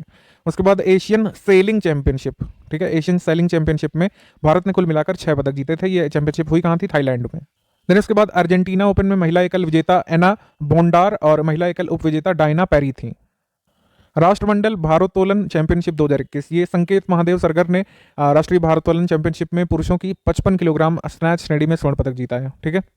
बैलन डी ओर का पुरस्कार जो है फुटबॉल में दिया जाता है और लगातार 7वीं बार बैलन डी ओर जीता है लियोनेल मेसी ने। इसके बाद पुरुष FIH हॉकी जूनियर विश्व कप, ये हमने आपको बता दिया था कि अर्जेंटीना ने जीता था। इसके बाद 20वीं एशियन स्क्वैश टीम चैंपियनशिप हुई थी, इसमें मलेशिया ने भारत को फाइनल में हरा करके पुरुष चैंपियनशिप में ये खिताब जीता, ठीक है। मलेशिया ने हांगकांग को पराजित करके महिला टीम चैंपियनशिप का टाइटल इसमें जीता था 20th Asian squash team championship 2021 में। इसके बाद SAFF अंडर 19 विमेंस चैंपियनशिप किसने जीती है? बांग्लादेश की महिला टीम ने फाइनल में भारत को हरा करके इसको जीत लिया। हरभजन सिंह जिनकी हम बात कर रहे थे, उन्होंने संन्यास ले लिया है, भारत के चौथे सर्वाधिक विकेट लेने वाले गेंदबाज हैं, ठीक है। अब ये नहीं खेलेंगे। और टेस्ट क्रिकेट में हैट्रिक लेने वाले पहले भारतीय क्रिकेटर भी थे, ये भी याद रखिएगा। उसके बाद एशियन रोइंग चैंपियनशिप जो कि थाईलैंड में हुई थी, इसमें जो है 2 स्वर्ण और 4 रजत पदक जीते गए थे, ठीक है। एक कैलेंडर ईयर में 2000 रन बनाने वाले एकमात्र क्रिकेटर हैं आपके मोहम्मद रिजवान पाकिस्तान से, ठीक है। उन्होंने जो है 2036 रन बनाए और विश्व के पहले और एकमात्र क्रिकेटर बन गए जिन्होंने एक कैलेंडर वर्ष में यानी कि 1 ईयर में जितने T20 मैच खेले उसमें 2000 से अधिक रन बना लिए। उसके बाद टेस्ट क्रिकेट मैचेस में 100 बार नॉट आउट रहने वाले खिलाड़ी बन गए हैं जेम्स एंडरसन, ठीक है। उसके बाद Asian youth para games 2021, Asian youth para games में 41 पदक जीते गए थे भारतीय युवा पैरा एथलीट्स के द्वारा, ठीक है। ये बहरीन में इसका आयोजन हुआ था। टोटल मेडल किसने जीते और कहाँ पे आयोजन हुआ ये बस याद रखिए इसमें, ठीक है। तो BWF टूर वाला हमने देख लिया। साथ ही साथ इस साल BWF विश्व चैंपियनशिप भी हुई थी, इसमें पुरुष एकल विजेता रहे थे लोह यिन येव और पुरुष एकल उप विजेता रहे थे किदाम्बी श्रीकांत। तो ये रिकॉर्ड इसलिए इंपॉर्टेंट है श्रीकांत का क्योंकि विश्व चैंपियनशिप में मतलब मेन सिंगल में फाइनल में पहुंचने वाले पहले भारतीय बैडमिंटन खिलाड़ी बने, ठीक है, पहले भारतीय पुरुष बैडमिंटन खिलाड़ी बने, ठीक है। PV सिंधु इससे पहले फाइनल में पहुंच चुकी हैं, वो अलग बात है, ठीक है, लेकिन वो फीमेल थी। तो पहले पुरुष भारतीय बैडमिंटन प्लेयर जो BWF विश्व चैंपियनशिप में फाइनल खेले वो हैं Kidambi Srikanth. So men single winner Loh Kean Yew ये सिंगापुर से, रनर अप किदाम्बी श्रीकांत भारत से, women single winner Akane Yamaguchi Japan से और विमेन सिंगल रनर अप ताई चू चिंग। फिर उसके बाद FIS एल्पाइन स्कीइंग प्रतियोगिता, तो भारतीय स्कीयर जो है आंचल ठाकुर, इन्होंने मॉन्टेनीग्रो में अंतर्राष्ट्रीय स्कीइंग महासंघ का जो एल्पाइन स्कीइंग ये इवेंट हुआ था या कंपटीशन हुआ था, इसमें कांस्य पदक जीता है और साथ ही साथ एक ही अंतर्राष्ट्रीय स्तर पर 2 पदक जीतने वाली पहली स्कीइंग एथलीट बन गई है भारत की, इस वजह से जरूरी है। आंचल ठाकुर किस स्टेट से आती हैं आप जल्दी से कमेंट करके बताएंगे। उसके बाद US junior open squash championship हुई थी और इसमें भारत की अनाहत सिंह ने खिताब जीता और ये उपलब्धि हासिल करने वाली पहली जूनियर महिला खिलाड़ी बनी। अनाहत सिंह ने ये अंडर 15 इवेंट में US junior open squash championship में अपना टाइटल जीता है। ये कहाँ पे हुई थी? फिलाडेल्फिया यूनाइटेड स्टेट्स में ये चैंपियनशिप। उसके बाद एथलीट आयोग में 6 सदस्यों की नियुक्ति हुई है और इसमें PV सिंधु भी शामिल है। उसके बाद hockey Asian hockey champions trophy ये हुई थी, एशियन चैंपियंस ट्रॉफी हॉकी की हुई थी और इसमें भारत ने कांस्य पदक जीता, पाकिस्तान को हराया था, कोरिया ने जापान को हरा करके टूर्नामेंट जीता था। तो एशियन हॉकी चैंपियंस मतलब एशियन चैंपियंस ट्रॉफी हॉकी की किसने जीती है? कोरिया ने, और इसमें भारत ने कौन सा पदक जीता है? ब्रॉन्ज, ये आपको याद रखना है। उसके बाद विजय हजारे ट्रॉफी किसने जीती है? हिमाचल प्रदेश ने तमिलनाडु को हरा करके विजय हजारे ट्रॉफी 2021 जो कि क्रिकेट का टूर्नामेंट होता है इसको जीत लिया। इंपॉर्टेंट समिट्स देख लेते हैं दिसंबर 2021 मंथ की। आपदा प्रबंधन पर 5वीं वैश्विक कांग्रेस, इसका आयोजन हुआ था न्यू दिल्ली में और राजनाथ सिंह जी ने वर्चुअली इसको इनॉग्रेट किया था। ये 5th एडिशन था world Congress on disaster management का। नॉर्थ ईस्ट एजुकेशन कॉन्फ्रेंस, ये गुवाहाटी असम में हुई थी। पूर्वोत्तर शिक्षा सम्मेलन 2021, ये गुवाहाटी मेडिकल कॉलेज गुवाहाटी असम में आयोजित हुई थी। बस इतना याद रखना आपके लिए काफ़ी है।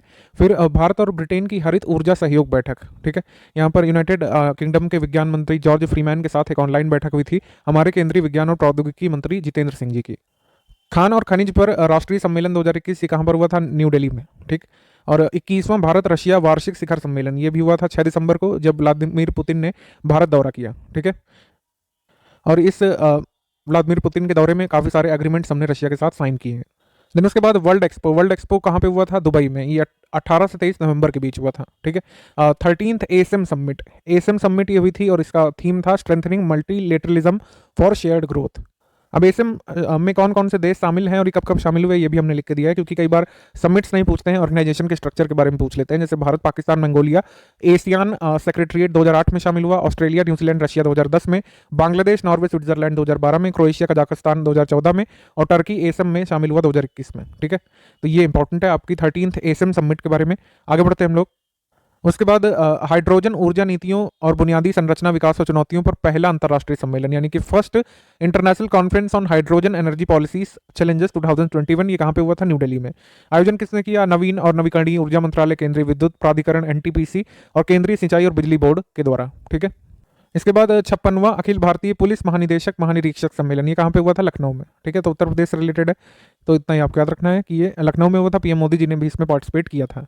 इसके बाद आतंकवाद और अंतर्राष्ट्रीय अपराध का मुकाबला करने के लिए बिम्स्टेक की संयुक्त कार्य समूह की 9वीं बैठक हुई थी, ठीक है। वीडियो कॉन्फ्रेंसिंग के माध्यम से हुई थी। महावीर सांघवी जो है भारत की तरफ से इसमें शामिल हुए थे। भारत और फ्रांस के बीच तीसरी रक्षा वार्ता हुई थी, जब फ्रांस की रक्षा मंत्री जो है फ्लोरेंस पार्ली यहाँ पर आए थे। तो यहाँ पर राजनाथ सिंह जी के साथ बैठक हुई थी नई दिल्ली में। तो कभी कभी ये भी पूछ लेते हैं कि किस देश के रक्षा मंत्री आए थे फ्लोरेंस पार्ली, तो ये फ्रांस के आए थे दिसंबर 2021 में। लोकतंत्र के लिए शिखर सम्मेलन, यानी कि समिट फॉर डेमोक्रेसी के सामने क्या क्या चैलेंजेस है, उनको कैसे डील कर सकते हैं, इस पर हम लोग कह सकते हैं कि जो बाइडेन ने एक समिट फॉर डेमोक्रेसी रखी थी, जिसमें कुछ सिलेक्ट नेशंस ही बुलाए गए थे और इसमें इंडिया भी शामिल था, ठीक है। इंडिया को बुलाया गया था जो बाइडेन की तरफ से, और पीएम मोदी जी ने वर्चुअली इसको ज्वाइन किया था। अब ये जो इवेंट है, inauguration of stone laying of various projects in Dehradun, तो प्रधानमंत्री मोदी जी ने देहरादून में बहुत सारी परियोजनाओं का उद्घाटन किया, आधारशिला रखी है। तो उत्तराखंड का अगर आप पेपर देने जा रहे हैं अगले साल यूकेपीएससी का, तो एक बार इसको जरूर देखिएगा कि कौन कौन से प्रोजेक्ट का फाउंडेशन ले किया गया था। जैसे development of road and drainage system, infrastructure work development का श्री बद्रीनाथ धाम में, गंगोत्री यमुनोत्री धाम में, और एक मेडिकल कॉलेज जो है हरिद्वार में बनने वाला है, उसकी भी आधारशिला रखी गई है, ठीक है। और एक चाइल्ड फ्रेंडली सिटी प्रोजेक्ट जो देहरादून में खुल रहा है, उसकी भी। National summit on agriculture and food processing, ये हुआ था आपका आनंद गुजरात में। वाइब्रेंट गुजरात समिट, जो कि आनंद नाम की जगह पर गुजरात में चल रही थी, उसके पार्ट के रूप में national summit on agriculture and food processing भी हुआ था यहाँ पर गुजरात में। तो लोकेशन काफ़ी इंपॉर्टेंट है इसमें। टीबी के खिलाफ महिलाओं की विजय पर राष्ट्रीय सम्मेलन, यानी कि national conference on women's victory against tuberculosis, New Delhi में हुआ था। मुख्य अतिथि यहाँ पर थे वेंकैया नायडू। 5वां हिंद महासागर सम्मेलन, यानी कि 5th Indian ocean summit, Abu Dhabi में हुई थी यहाँ पर, ठीक है। भारत की तरफ से गए थे हमारे विदेश मंत्री सुब्रमण्यम जयशंकर, और थीम थी इसकी Indian ocean, ecology, economy, epidemic. Tribes India conclave, ये कहाँ पर हुआ था? ट्राइब्स इंडिया कॉन्क्लेव नई दिल्ली में ही, और ट्राइफेड के द्वारा और विदेश मंत्रालय के सहयोग से इसको ऑर्गेनाइज किया गया था 27 नवंबर को। Fintech hackathon, sprint 04 market tech, तो फिनटेक हैकाथॉन जो है मार्केट टेक पर फोकस करके, ये जो है अंतर्राष्ट्रीय वित्तीय सेवा केंद्र प्राधिकरण ने इसको ऑर्गेनाइज किया था, लॉन्च किया था 4 दिसंबर को, ठीक है। और ये फोकस इसका हैकाथॉन का क्या था? कैपिटल मार्केट सेगमेंट, ठीक है। बस इतना याद रखना आपके लिए काफ़ी। इन्फिनिटी फोरम जो है लॉन्च किया गया था, उद्घाटन इसका किया गया था। गिफ्ट सिटी और ब्लूमबर्ग के सहयोग से भारत सरकार के तत्वाधान में अंतर्राष्ट्रीय वित्तीय सेवा केंद्र प्राधिकरण द्वारा आयोजित किया गया है। और इन्फिनिटी फोरम में पहले संस्करण में सदस्य भागीदार कौन कौन से देश हैं, ये आ सकता है हमारे एग्जाम में। इंडोनेशिया, साउथ अफ्रीका और यूके भागीदार देश हैं इस इन्फिनिटी फोरम में। और इसका जो फोकस क्या है, विभिन्न प्रकार की थीम्स के साथ ये बियॉन्ड विषय पर केंद्रित था। 16वीं यूआईसी, यानी कि इंटरनेशनल यूनियन ऑफ रेलवे वैश्विक सुरक्षा कांग्रेस का आयोजन हुआ था। तो बस इसमें यही आ सकता है कि कौन सा एडिशन था, तो ये 16वां था कुल मिलाकर के। उसके बाद 10 दिसंबर 2021 को ग्लोबल मीथेन इनिशिएटिव की एक संचालन नेतृत्व कमेटी की बैठक हुई थी कुल मिलाकर के। और कोयला मंत्रालय के जो अब हमारे एडिशनल सेक्रेटरी हैं VK तिवारी, इनको वाइस प्रेसिडेंट अनाउंस किया गया है ग्लोबल मीथेन इनिशिएटिव का, ये जरूरी है। इसके बाद SCO काउंसिल के हेड ऑफ गवर्नमेंट्स की यहाँ पर मीट हुई थी वर्चुअल तौर पर। एस जयशंकर ने इस पर पार्टिसिपेट किया था। चेयरपर्सन यहाँ पर था कजाकिस्तान। अब भारत रशिया की 2+2 मंत्री स्तरीय वार्ता हुई थी नई दिल्ली में। अब इसमें बातचीत के दौरान भारत ने रशिया के साथ 6 लाख से अधिक AK-203 राइफल खरीदने का अनुबंध किया था और इसका निर्माण उत्तर प्रदेश के कोरवा अमेठी में किया जाएगा Indo Russian rifles private limited द्वारा। ठीक है, ये वैसे हम पहले भी MCQ करवा चुके हैं इसका। 2+2 इंडिया किन किन देशों के साथ करता है ये आपको ध्यान रखना बहुत जरूरी है। जैसे रशिया के साथ तो करता है, ऑस्ट्रेलिया के साथ भी करता है, US के साथ भी करता है भारत, और जापान के साथ भी 2+2 हो चुकी है। तो इतने देशों के साथ भारत 2+2 वार्ता करता है। स्वर्णिम विजय दिवस पर्व, ये जो हमने 50 वर्ष पूरे किए हैं 1971 युद्ध में जीत के, तो ये स्वर्णिम विजय पर्व मनाया गया था इस साल। ठीक है, उसके बाद कन्वोक 2021-22, कन्वोक 2021-22 नीति आयोग ने भारतीय इंटरप्राइजेस की एक कह सकते हैं ह्यूमैनिटेरियन विंग है, भारतीय फाउंडेशन के साथ मिलकर के इसको शुरू किया। कुल मिलाकर उद्देश्य क्या है कि एजुकेशन इम्पार्टिंग में जो भी चैलेंजेस फेस किए जा रहे हैं उनको हटाना, जो भी हमको क्वालिटीज़ बढ़ाने की ज़रूरत है टीचर्स में, स्टूडेंट्स में, उसको कैसे इनकॉर्पोरेट किया जाए, इस पर बात करना लक्ष्य था कन्वोक 2021 का। तो कन्वोक 2021 नीति आयोग ने जो लॉन्च किया ये किससे एसोसिएटेड था? तो आपका ऑप्शन यहाँ पर इन्वायरमेंट होगा, जो है इकोनॉमी हो सकता है, ठीक है, और भी अदर चैलेंजेस हो सकते हैं, लेकिन आपको ध्यान रखना है कि ये एजुकेशन से रिलेटेड चैलेंजेस को एड्रेस करने के लिए ये किया गया था कन्वोक। इंडिया इंटरनेट गवर्नेंस फोरम 2021 ये किया गया था वर्चुअल तौर पर। इसकी थीम थी empowering India through power of internet. ठीक है, 25 से 27 नवंबर के बीच ये किया गया था। ठीक है, इंडिया इंटरनेट गवर्नेंस फोरम जो है ये जॉइंट इनिशिएटिव है United Nations internet governance forum का और इंडिया का। अभी एक ड्रोन मेले का आयोजन किया गया था मध्य प्रदेश सरकार और फिक्की की तरफ से। ठीक है, कहाँ पर? ग्वालियर में। ठीक है, तो भारत का ड्रोन मेला अभी कहाँ लगा था दिसंबर 2021 में? तो ग्वालियर मध्य प्रदेश में। इसके बाद अखिल भारतीय मेयर सम्मेलन हुआ था, ये कहाँ पर हुआ था? वाराणसी में, वाराणसी उत्तर प्रदेश में, और इसकी थीम थी नया शहरी भारत, यानी कि न्यू अर्बन इंडिया इसकी थीम थी। तो ये काफ़ी जरूरी है, लोकेशन और थीम। अखिल भारतीय मेयर सम्मेलन। 6th India water impact summit, ये हाइब्रिड मोड में हुआ था। ठीक है, और आयोजन किया गया था national mission for clean Ganga, Ganga river basin management and studies ने ऑर्गेनाइज किया था। ये 6th एडिशन है और इसकी थीम थी river resources allocation. Uttar Pradesh उत्कर्ष ग्राम समारोह का आयोजन कहाँ पे हुआ था? लखनऊ में, ये बहुत जरूरी। ठीक है, और इसमें ग्राम प्रधानों का मानदेय 3500 रुपये से बढ़ाकर 5000 रुपये करने, पंचायत प्रमुख का मानदेय 9800 रुपये से बढ़ाकर के 11300 करने, और जिला पंचायत अध्यक्ष का मानदेय 14000 से बढ़ाकर 15500 रुपये करने की घोषणा की गई थी। रैंक्स रिपोर्ट्स एंड इंडेक्स देख लेते हैं 2021 दिसंबर के। World's most powerful women, Forbes के द्वारा जो लिस्ट जारी की गई है, इसमें इंपॉर्टेंट देख लेते हैं हम लोग। जैसे फर्स्ट पर कौन है? मैकेंजी स्कॉट, ठीक है, US से। फिर कमला हैरिस दूसरे पर रखा गया इनका नाम। फिर क्रिस्टीन लेगार्ड, ये फ्रांस से। भारत की तरफ से जो विमेन इस लिस्ट में शामिल की गई हैं उसमें सबसे पहले है निर्मला सीतारमण, भारत की तरफ से फर्स्ट और ओवरऑल 37वें नंबर पर वर्ल्ड में। फिर शेख हसीना वाजिद कौन है? प्रधानमंत्री बांग्लादेश की, पता है आपको। फिर रोशनी नादर मल्होत्रा भारत, फिर किरण मजूमदार शाह भारत, और फाल्गुनी नायर भारत। तो कुल मिलाकर टॉप 100 में कितनी भारतीय महिला शामिल हैं? 1 2 3 4। ठीक है, याद रखिएगा। यहाँ पर इंग्लिश में भी लिखे हुए नाम, आप यहाँ पर स्क्रीनशॉट कर सकते हैं। बढ़ते हैं हम लोग आगे। उसके बाद विश्व के सर्वाधिक प्रशंसित पुरुष एवं महिला 2021, ये लंदन स्थित इंटरनेट आधारित अनुसंधान और सर्वे से जुड़ी कंपनी जो है YouGov ने जारी किए आंकड़े, यानी कि world's most admired men and women. तो मेन में सबसे पहले एडमायर्ड में बराक ओबामा, फिर बिल गेट्स, फिर शी जिनपिंग, 8वें पर नरेंद्र मोदी, 12वें पर सचिन तेंदुलकर, 18वें पर विराट कोहली। ठीक, फिर उसके बाद विमेन में मिशेल ओबामा, बराक ओबामा की वाइफ, उसके बाद एंजेलिना जोली 2nd पर, फिर क्वीन एलिजाबेथ 3rd पर, प्रियंका चोपड़ा 10th पर, ऐश्वर्या राय बच्चन 13th पर, सुधा मूर्ति 14th पर। फिर world wide cost of living index 2021 जो EIU यानी इकोनॉमिस्ट इंटेलिजेंस यूनिट का आता है, यानी कि रहने योग्य दुनिया के सबसे महंगे शहरों की सूची में तेल अवीव जो है ये फर्स्ट पर है, फिर पेरिस है, फिर सिंगापुर है। पेरिस सिंगापुर जो है ये 2nd और 3rd पर नहीं है, दोनों ही फर्स्ट पर हैं, याद रखिएगा। देन उसके बाद भारत की सबसे शक्तिशाली महिलाओं की सूची फॉर्च्यून इंडिया की जो आई है, इसमें जो मतलब भारत की सबसे शक्तिशाली महिलाएं हैं उनमें टॉप पर निर्मला सीतारमण जी हैं, फिर नीता अंबानी, फिर सौम्या स्वामीनाथन, फिर किरण मजूमदार शाह और सुचित्रा इल्ल, ये हैं top 5 list of most powerful women in India according to Fortune India magazine. फिर उसके बाद वैश्विक स्वास्थ्य सुरक्षा सूचकांक आया है, ये global health security index nuclear threat initiative और जॉन हॉपकिंस सेंटर के द्वारा जो जारी किया गया है। इसमें शीर्ष देश US है, फिर ऑस्ट्रेलिया है, 3rd पर फिनलैंड, फिर कनाडा, फिर थाईलैंड। भारत को इसमें 66वां स्थान दिया है। ठीक है, ध्यान रखिएगा। एशिया पावर इंडेक्स, ये लोवी इंस्टीट्यूट और एशिया पावर इंडेक्स 2021 ने मिलकर जारी किया है। US इसमें फर्स्ट पर है, फिर चाइना है, फिर जापान, फिर अमेरिका, चाइना, जापान, फिर इंडिया है। ठीक है, तो इंडिया को कौन सा पोजीशन मिला है? 4th इसमें। एशिया पावर इंडेक्स में इंडिया की रैंक क्या है? 4th। वीबॉक्स के द्वारा इंडिया स्किल्स रिपोर्ट 2022 जारी की गई है। इसमें पहले स्थान पर महाराष्ट्र को रखा गया है स्किल के मामले में, फिर उत्तर प्रदेश को, फिर केरल को, फिर पश्चिम बंगाल को, फिर कर्नाटक को।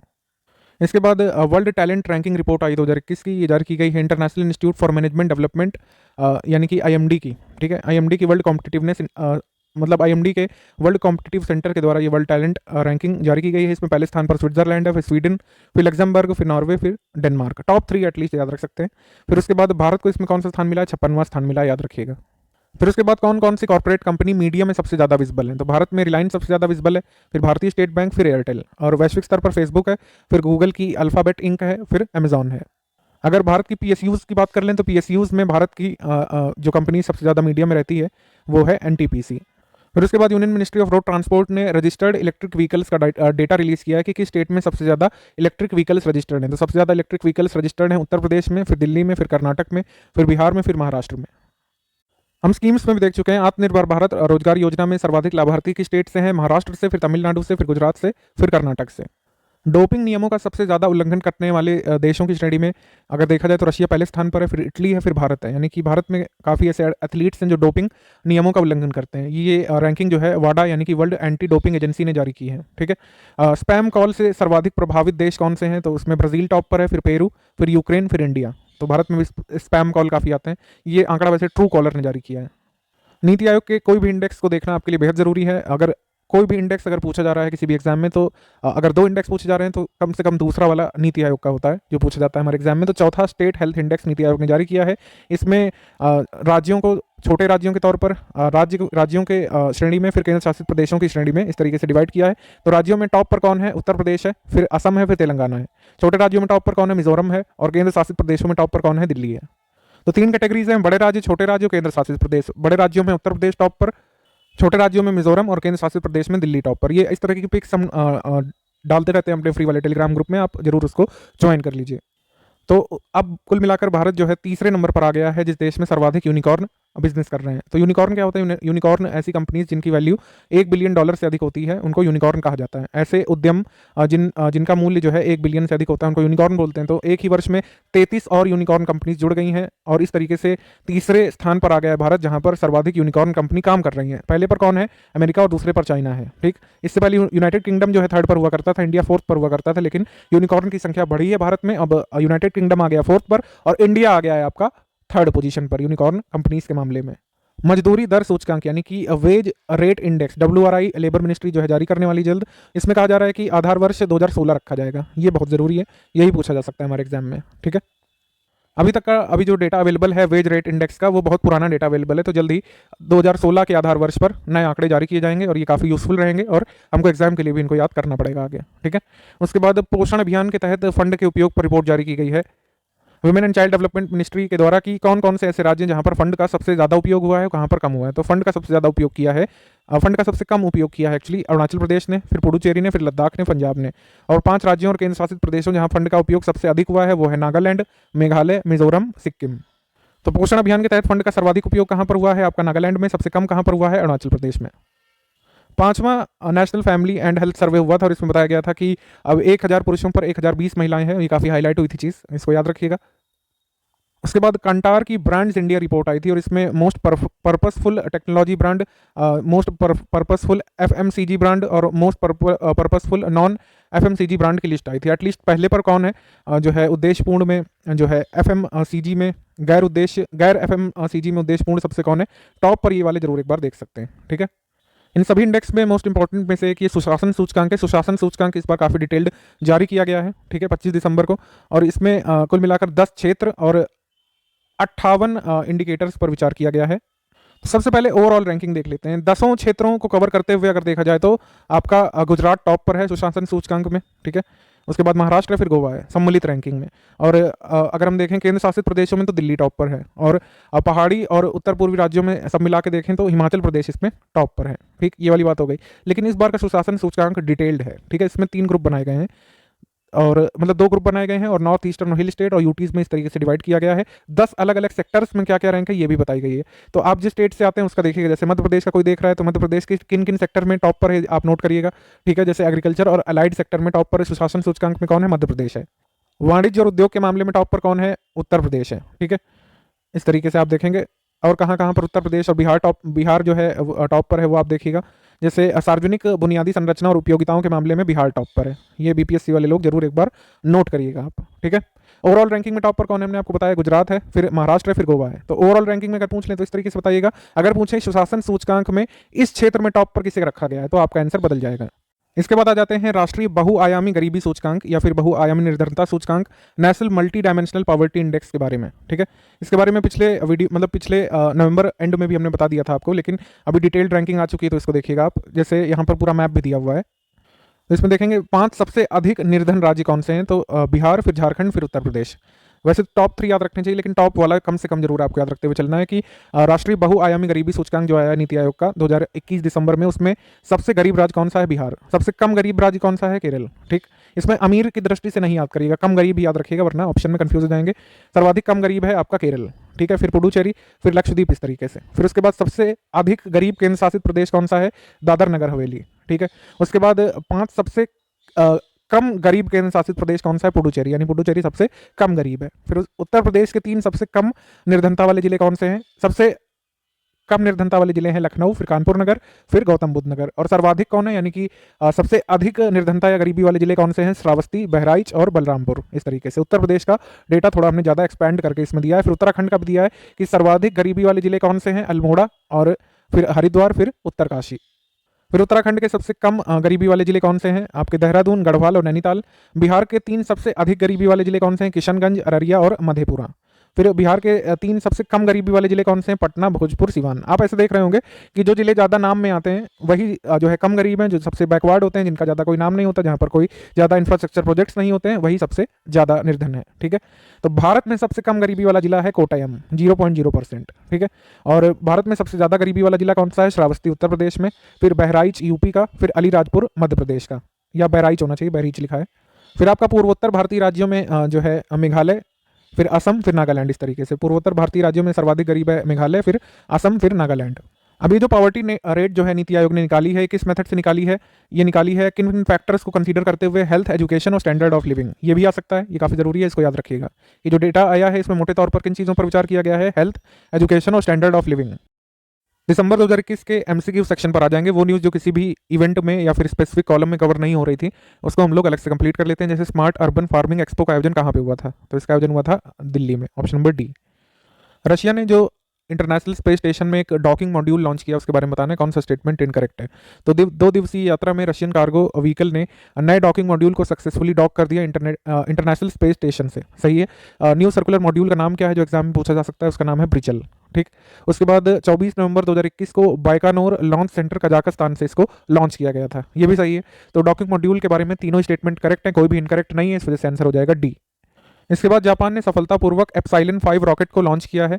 इस रॉकेट के जरिए जापान ने कितने उपग्रह को उनकी निर्धारित कक्षा में सफलतापूर्वक स्थापित कर दिया, तो 9 सैटेलाइट्स को लॉन्च किया गया था एप्सिलॉन रॉकेट से। रॉकेट्स के नाम और देश काफ़ी पूछे जाते हैं हमारे एग्जाम्स में, जैसे अभी अंगारा 5 नाम से एक रॉकेट लॉन्च किया गया है, किस देश से संबंधित है, रशिया से। इस तरीके से सवाल पूछे जाते हैं। मनरेगा काफ़ी इंपॉर्टेंट स्कीम है सेंट्रल गवर्नमेंट की, और अभी हाल में कितनी राशि नवंबर मंथ में इसके लिए जारी की गई है आपको बताना है। तो जारी किया गया है 10,000 करोड़ रुपए से अधिक मनरेगा के लिए। नोएडा अंतर्राष्ट्रीय हवाई अड्डे के बारे में बताइए कौन सा सही है। आधारशिला रखी गई थी 25 नवंबर को उत्तर प्रदेश के जेवर में, इतने एकड़ पर बनाया जा रहा है। इंडिया का पहला first net zero emission airport होगा, ये जरूरी बात आपको याद रखनी है। Yamuna international airport private limited और गवर्नमेंट ऑफ उत्तर प्रदेश के कोलैबोरेशन में पीपीपी मॉडल के आधार पर बनाया जा रहा है। हमारा आंसर हो जाएगा डी। उत्तर प्रदेश में कुल मिलाकर 5 अंतर्राष्ट्रीय हवाई अड्डे हो गए हैं। हालांकि अयोध्या वाले को इसमें काउंट किया जा रहा है, हालांकि उसका कोई भी डेवलपमेंट अभी नहीं हो रहा। योगी आदित्यनाथ जी ने ट्वीट किया था, ठीक है, कि 5 अंतर्राष्ट्रीय हवाई अड्डे हो गए हैं उत्तर प्रदेश में, उसी के हिसाब से हम आपको बता रहे हैं।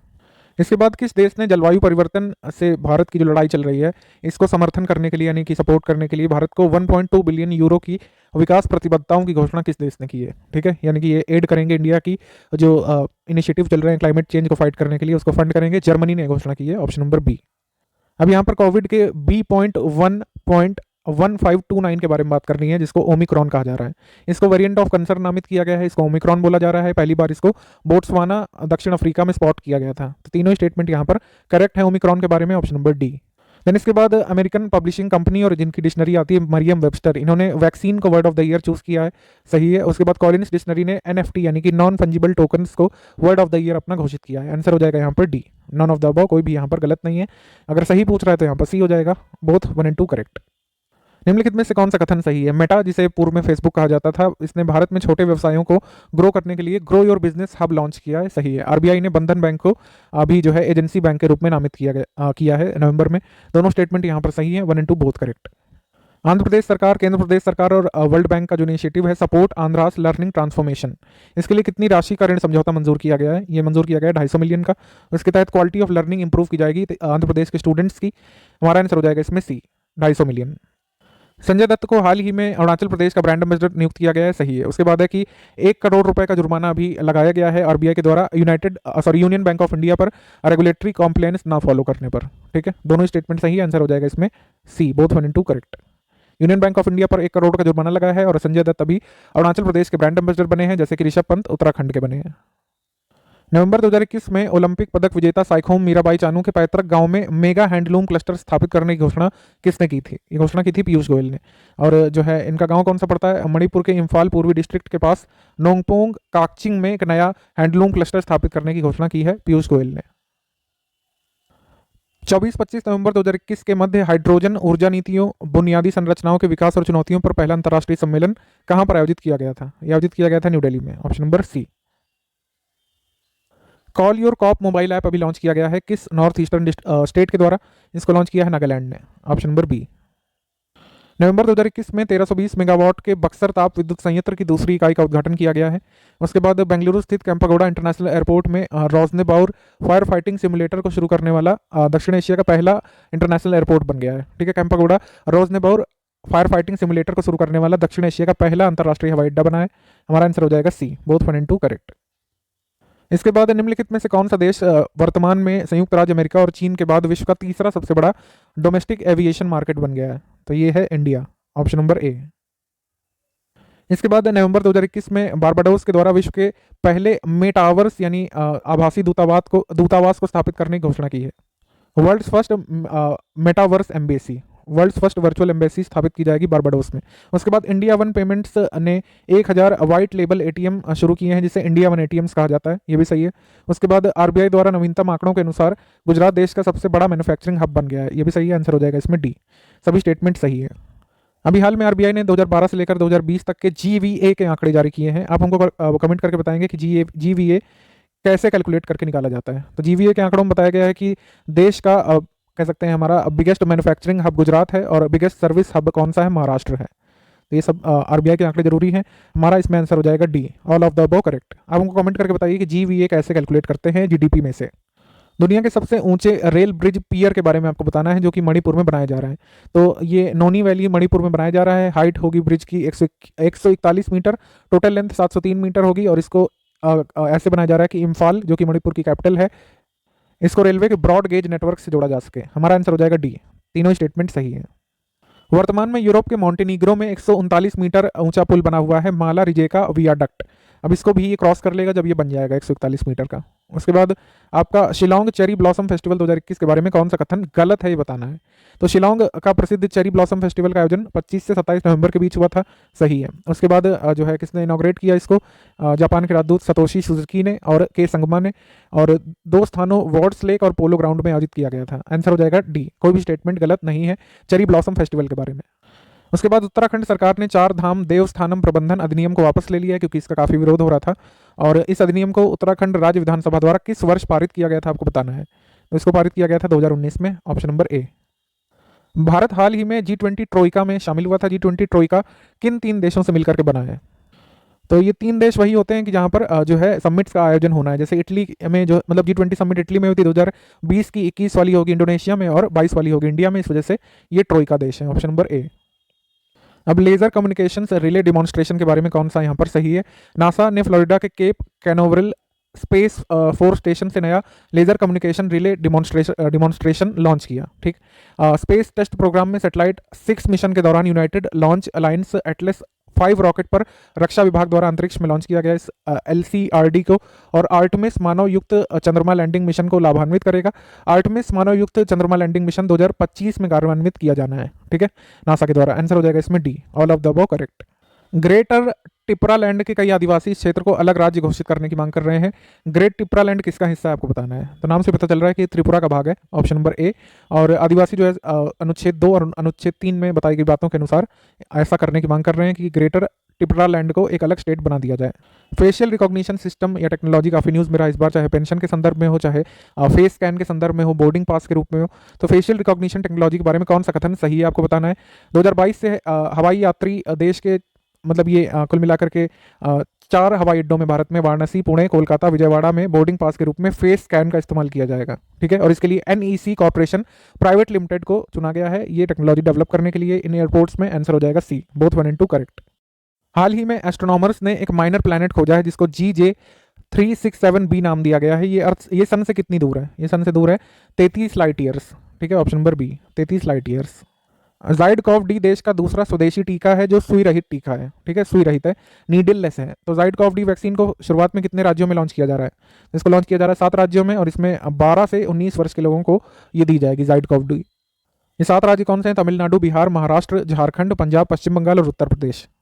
हाल ही में बारबाडोस जो है आइलैंड जो कैरिबिया का पार्ट है, यूनाइटेड किंगडम से अभी अलग हो गया है और अब ये एक डोमिनियन नहीं है यूके का, अब ये गणतांत्रिक देश बन गया है।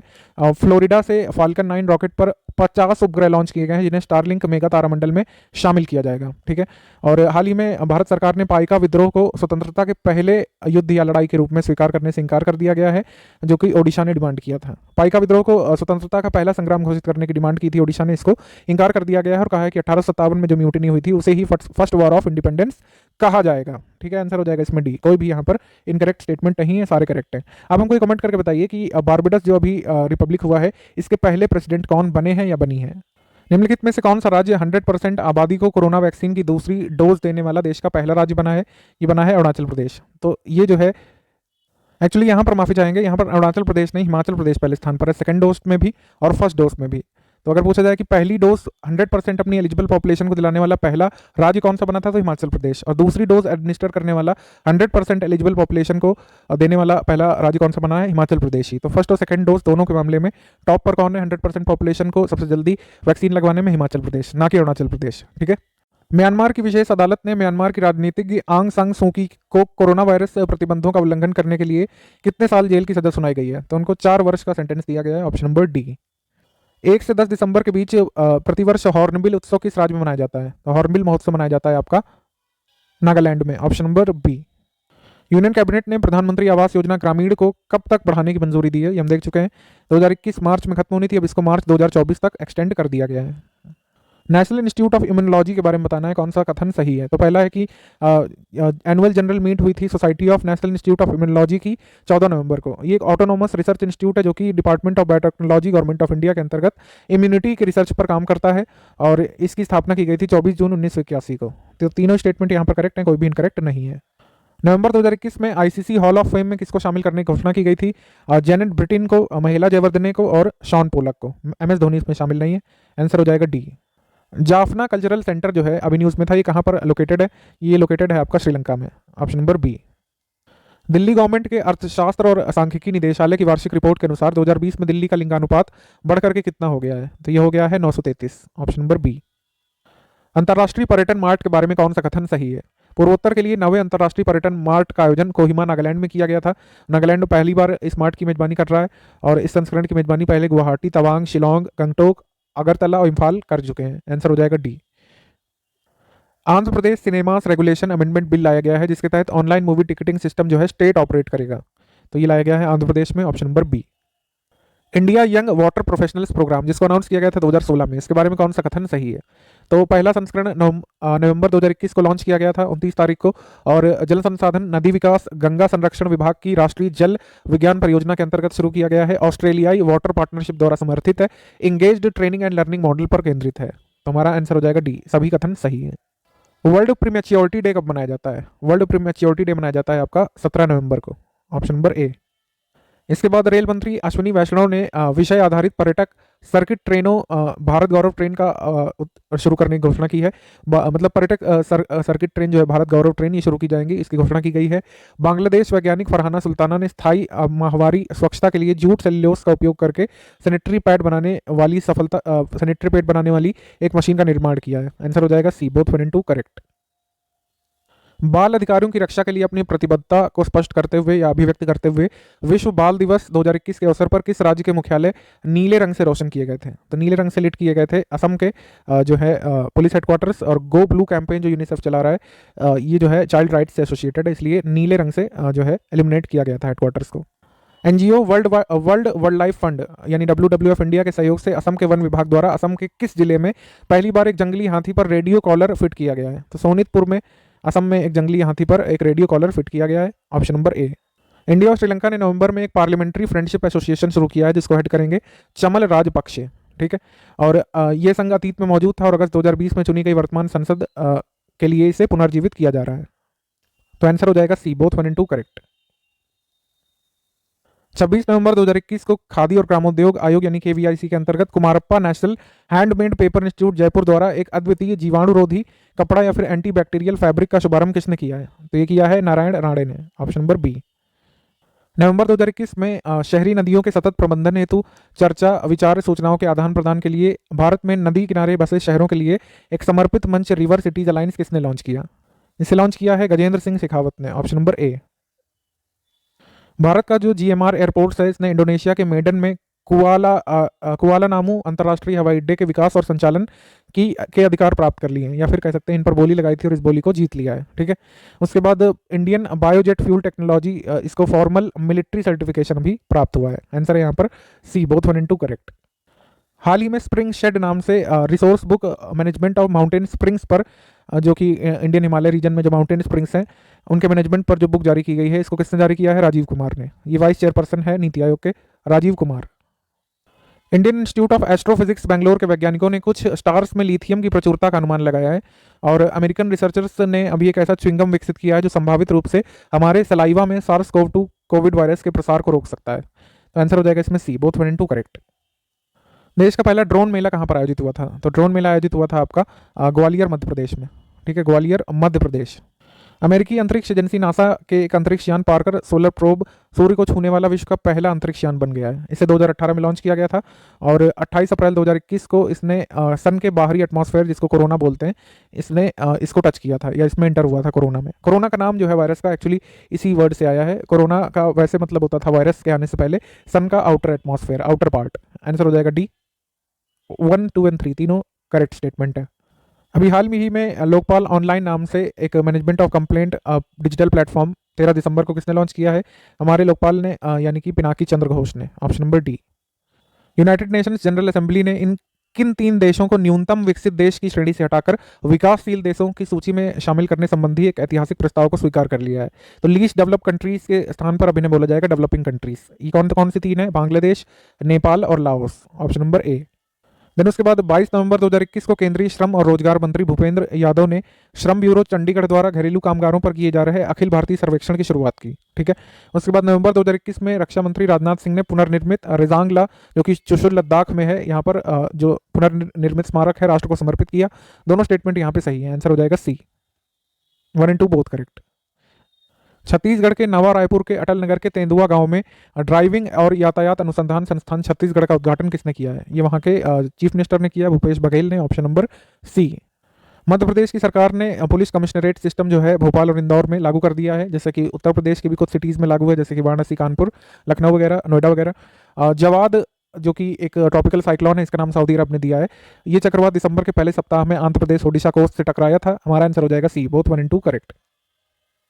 शाइडर इलेक्ट्रिक्स को कॉर्पोरेट नाइट्स द्वारा दुनिया में सबसे टिकाऊ कंपनी का दर्जा दिया गया है, ठीक है। ये किस देश में शाइडर इलेक्ट्रिक स्थित है? ये है फ्रांस में, ठीक है, फ्रांस की कंपनी है ये, option number A. Designing the future of dispute resolution online dispute resolution policy plan for India, ये किसने जारी किया है? इसको जारी किया है नीति आयोग ने, option number D. ABU Robocon 2022 के बारे में कौन सा स्टेटमेंट सही है? अंतर्राष्ट्रीय फाइनल की मेजबानी जो है दूरदर्शन अगस्त 2022 में करेगा, नई दिल्ली में आयोजित किया जाएगा और DD ABU रोबोकॉन का विषय लागोरी होगा, ठीक है। वैसे हम अगस्त 2022 में भी इसको देख लेंगे, लेकिन अभी के लिए 3 चीजें आप याद रखिए, तीनों स्टेटमेंट करेक्ट हैं।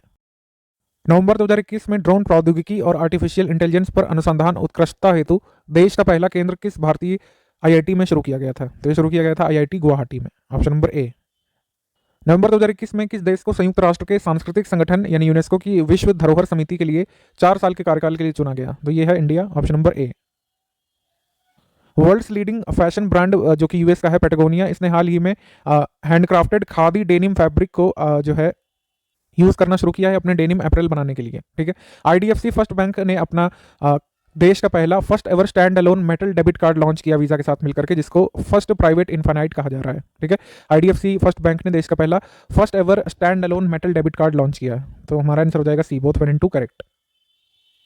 हाल ही में दक्षिण सूडान की सरकार ने अफ्रीका महाद्वीप में किस वर्ष तक बाल विवाह को समाप्त करने की घोषणा की है? ये घोषणा की गई है कि 2030 तक यहाँ पर बाल विवाह समाप्त हो जाएगा। दक्षिण सूडान उन 40 ऐसे देशों में से है जहाँ पर बाल विवाह की दर सबसे अधिक है।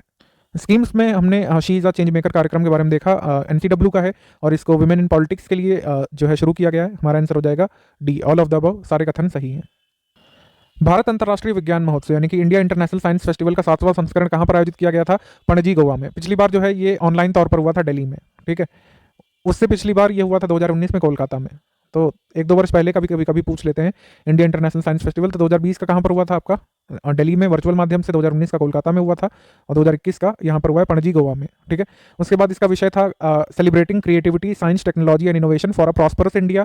स्विट्जरलैंड ने अभी हाल ही में यूथनेशिया के लिए एक असिस्टेड सुसाइड मशीन सार्को जो है इसको मंजूरी दे दी है। सार्को में जाकर के व्यक्ति जो है यूथनेशिया के तहत मतलब अपने को रिलीज कर सकता है, वर्ल्ड से डेथ को प्राप्त कर सकता है। हमारा आंसर हो जाएगा all of the above, D correct. 13 दिसंबर 2021 को अनुसूचित जातियों जनजातियों पर अत्याचार के विरोध में एक राष्ट्रीय हेल्पलाइन किसने शुरू की है? तो हेल्पलाइन क्या है ये भी आप एक बार जरूर देखिए। 14566 ये जो है हेल्पलाइन है, ये आपकी कुल मिलाकर नेशनल हेल्पलाइन अगेंस्ट एट्रोसिटीज इसको कहा जा रहा है। इसको लॉन्च किया गया है डॉक्टर वीरेंद्र कुमार के द्वारा, ऑप्शन नंबर ए। हाल ही में किस कंपनी ने अपने मर्चेंट पार्टनर्स के लिए मर्चेंट शेयर होल्डिंग प्रोग्राम शुरू करने की घोषणा की है? ये घोषणा की है भारत पे ने, ऑप्शन नंबर ए। 9 दिसंबर 2021 को यूनाइटेड नेशंस जनरल असेंबली ने इंटरनेशनल सोलर लाइन्स को पर्यवेक्षक यानी ऑब्जर्वर का दर्जा दे दिया है। ठीक है, और अभी नीति आयोग और centre for science and environment ने एक waste wise city best practices in solid waste management in municipality के नाम से कंपेंडियम रिलीज किया है। तो दोनों स्टेटमेंट यहाँ पे सही है, आंसर हो जाएगा यहाँ पर सी, बोथ 1 and 2 करेक्ट। 11 दिसंबर 2021 को किस मंत्रालय ने देखो अपना देश श्रृंखला के तहत महाराष्ट्र के ज्योतिर्लिंगम मंदिर पर वेबिनार का आयोजन किया? तो किसने किया होगा? मिनिस्ट्री ऑफ टूरिज्म ने, obviously, option number B. River cruise service जो है मार्मुगांव एयरपोर्ट गोवा में किसने शुरू किया है? सर्बानंद सोनोवाल ने, ऑप्शन नंबर बी। तमिलनाडु की सरकार ने तमिल मातृभूमि की प्रशंसा में गाए जाने वाले गीत तमिल थाई वजतु को राजकीय गीत घोषित किया है और इसको बैठ करके गाया जा सकता है, खड़े होने की जरूरत नहीं होती है। विश्व स्वास्थ्य संगठन ने भारत निर्मित कोरोना वायरस वैक्सीन कोवोवैक्स को आपातकालीन मंजूरी दे दी है। सही है, आंसर हो जाएगा C, both 1 and 2 correct. Pension भोगियों के लिए अनूठी फेस रिकॉग्निशन टेक्निक किसने लॉन्च की है? ये लॉन्च की है डॉक्टर जितेंद्र सिंह ने, ऑप्शन नंबर डी, सी एक्चुअली। आज़ादी का अमृत महोत्सव के एक भाग के रूप में उद्योग और आंतरिक व्यापार संवर्धन विभाग 1 सप्ताह तक चलने वाले सेलिब्रेटिंग इनोवेशन इकोसिस्टम का आयोजन करेगा। ये कब तक प्रस्तावित है? ये प्रोग्राम होगा आपका जनवरी 2022 में, सेलिब्रेटिंग इनोवेशन इकोसिस्टम।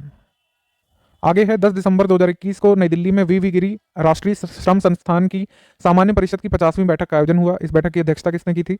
अध्यक्षता की थी भूपेंद्र यादव ने, ऑप्शन नंबर ए। हाल ही में सुप्रीम कोर्ट ने किस राज्य को बैलगाड़ी दौड़ आयोजित करने की मंजूरी दे दी थी? महाराष्ट्र को, ऑप्शन नंबर बी। हाल ही में किस राज्य के चीफ मिनिस्टर ने दूरदराज और पिछड़े क्षेत्रों के लोगों को स्वास्थ्य सेवाएं प्रदान करने के लिए मुख्यमंत्री वायु स्वास्थ्य सेवा यानी एयर एम्बुलेंस सर्विस की शुरुआत की है? ये शुरुआत की है ओडिशा ने, ऑप्शन नंबर ए। 29 नवंबर 2021 को केरल स्थित एक चिकित्सा प्रौद्योगिकी स्टार्टअप सॉस्केन मेडिटेक को भारत सरकार की चिकित्सा उपकरण श्रेणी में स्टार्टअप इंडिया ग्रैंड चैलेंज 2021 का विजेता घोषित किया गया है। सही है। इंटरनेशनल सोलर अलायंस ने हाल ही में एल्सवियर नामक जो पब्लिकेशन है उसके साथ एक नई मैगजीन जिसका नाम होगा सोलर कंपास, इसको लॉन्च करने की घोषणा की है। सही है, आंसर हो जाएगा सी, बोथ 1 and 2 करेक्ट। दिसंबर 17, 2021 को उत्तर भारत का पहला उद्यमिता केंद्र मेडिटेक कहाँ पर स्थापित किया गया? यानी कि first entrepreneurship centre of north India Meditech स्थापित किया गया संजय गांधी पीजीआई लखनऊ में। ठीक है, संजय गांधी पीजीआई लखनऊ में, ऑप्शन नंबर ए। नवंबर 2021 में किस बैंक ने भारतीय निर्यातकों और आयातकों को व्यापार डिजिटल बैंकिंग के साथ साथ मूल्य वर्धित सेवाएं प्रदान करने के लिए ट्रेड इमर्ज नामक एक ऑनलाइन प्लेटफॉर्म लॉन्च करने की घोषणा की? तो ये है ICICI bank, option number B. Kashi Vishwanath corridor के बारे में कौन सा कथन सही है? काफ़ी सारी चीज़ें यहाँ पे दी हुई हैं। 23 भवन, 5 लाख वर्ग फीट, 339 करोड़ रुपए की लागत से पहले चरण का निर्माण किया गया है और 13 दिसंबर 2021 को परियोजना का उद्घाटन किया गया। आंसर हो जाएगा यहाँ पर D, all of the above correct. Haryana government ने Haryana state employment of local candidates act 2020 जो अभी मंजूर किया है, ये कब इफेक्टिव होगा? ये कब से इफेक्टिव होगा? ये इफेक्टिव होगा आपका 15 जनवरी 2022 से। दिसंबर 2021 में केंद्रीय ग्रामीण विकास और पंचायती राज मंत्री गिरिराज सिंह ने किस राज्य में वन अधिकार मोबाइल एप्लीकेशन लॉन्च किया है? इसको लॉन्च किया गया है त्रिपुरा में, ऑप्शन नंबर डी। अहमदाबाद स्थित भौतिक अनुसंधान प्रयोगशाला के वैज्ञानिकों ने बृहस्पति से 1.5 गुने एक बड़े ग्रह की खोज की है। इसका नाम TOI 1789b रखा गया है। आंसर हो जाएगा सी, बोथ 1 and 2 करेक्ट। अगला क्वेश्चन इंपॉर्टेंट है। दुबई विश्व का पहला 100% पेपरलेस देश बन गया, यानी कि दुबई सरकार अपना सभी इंटरनल एक्सटर्नल ट्रांजैक्शन और प्रोसीजर सब 100% डिजिटल रूप से करते हैं और ये व्यापक डिजिटल सरकारी सेवा मंच से सब चीज़ें प्रबंधित की जाती हैं, ठीक है। और भारत में लीगो प्रोजेक्ट की शुरुआत करने के उद्देश्य से महाराष्ट्र के हिंगोली के राजस्व विभाग द्वारा 225 एकड़ की भूमि प्रदान की गई है। दोनों स्टेटमेंट सही है, आंसर हो जाएगा C, both 1 and 2 correct. Sports journalist federation of India की वार्षिक आम बैठक का आयोजन कहाँ पे हुआ था? ये हुआ था गुवाहाटी में, ऑप्शन नंबर ए।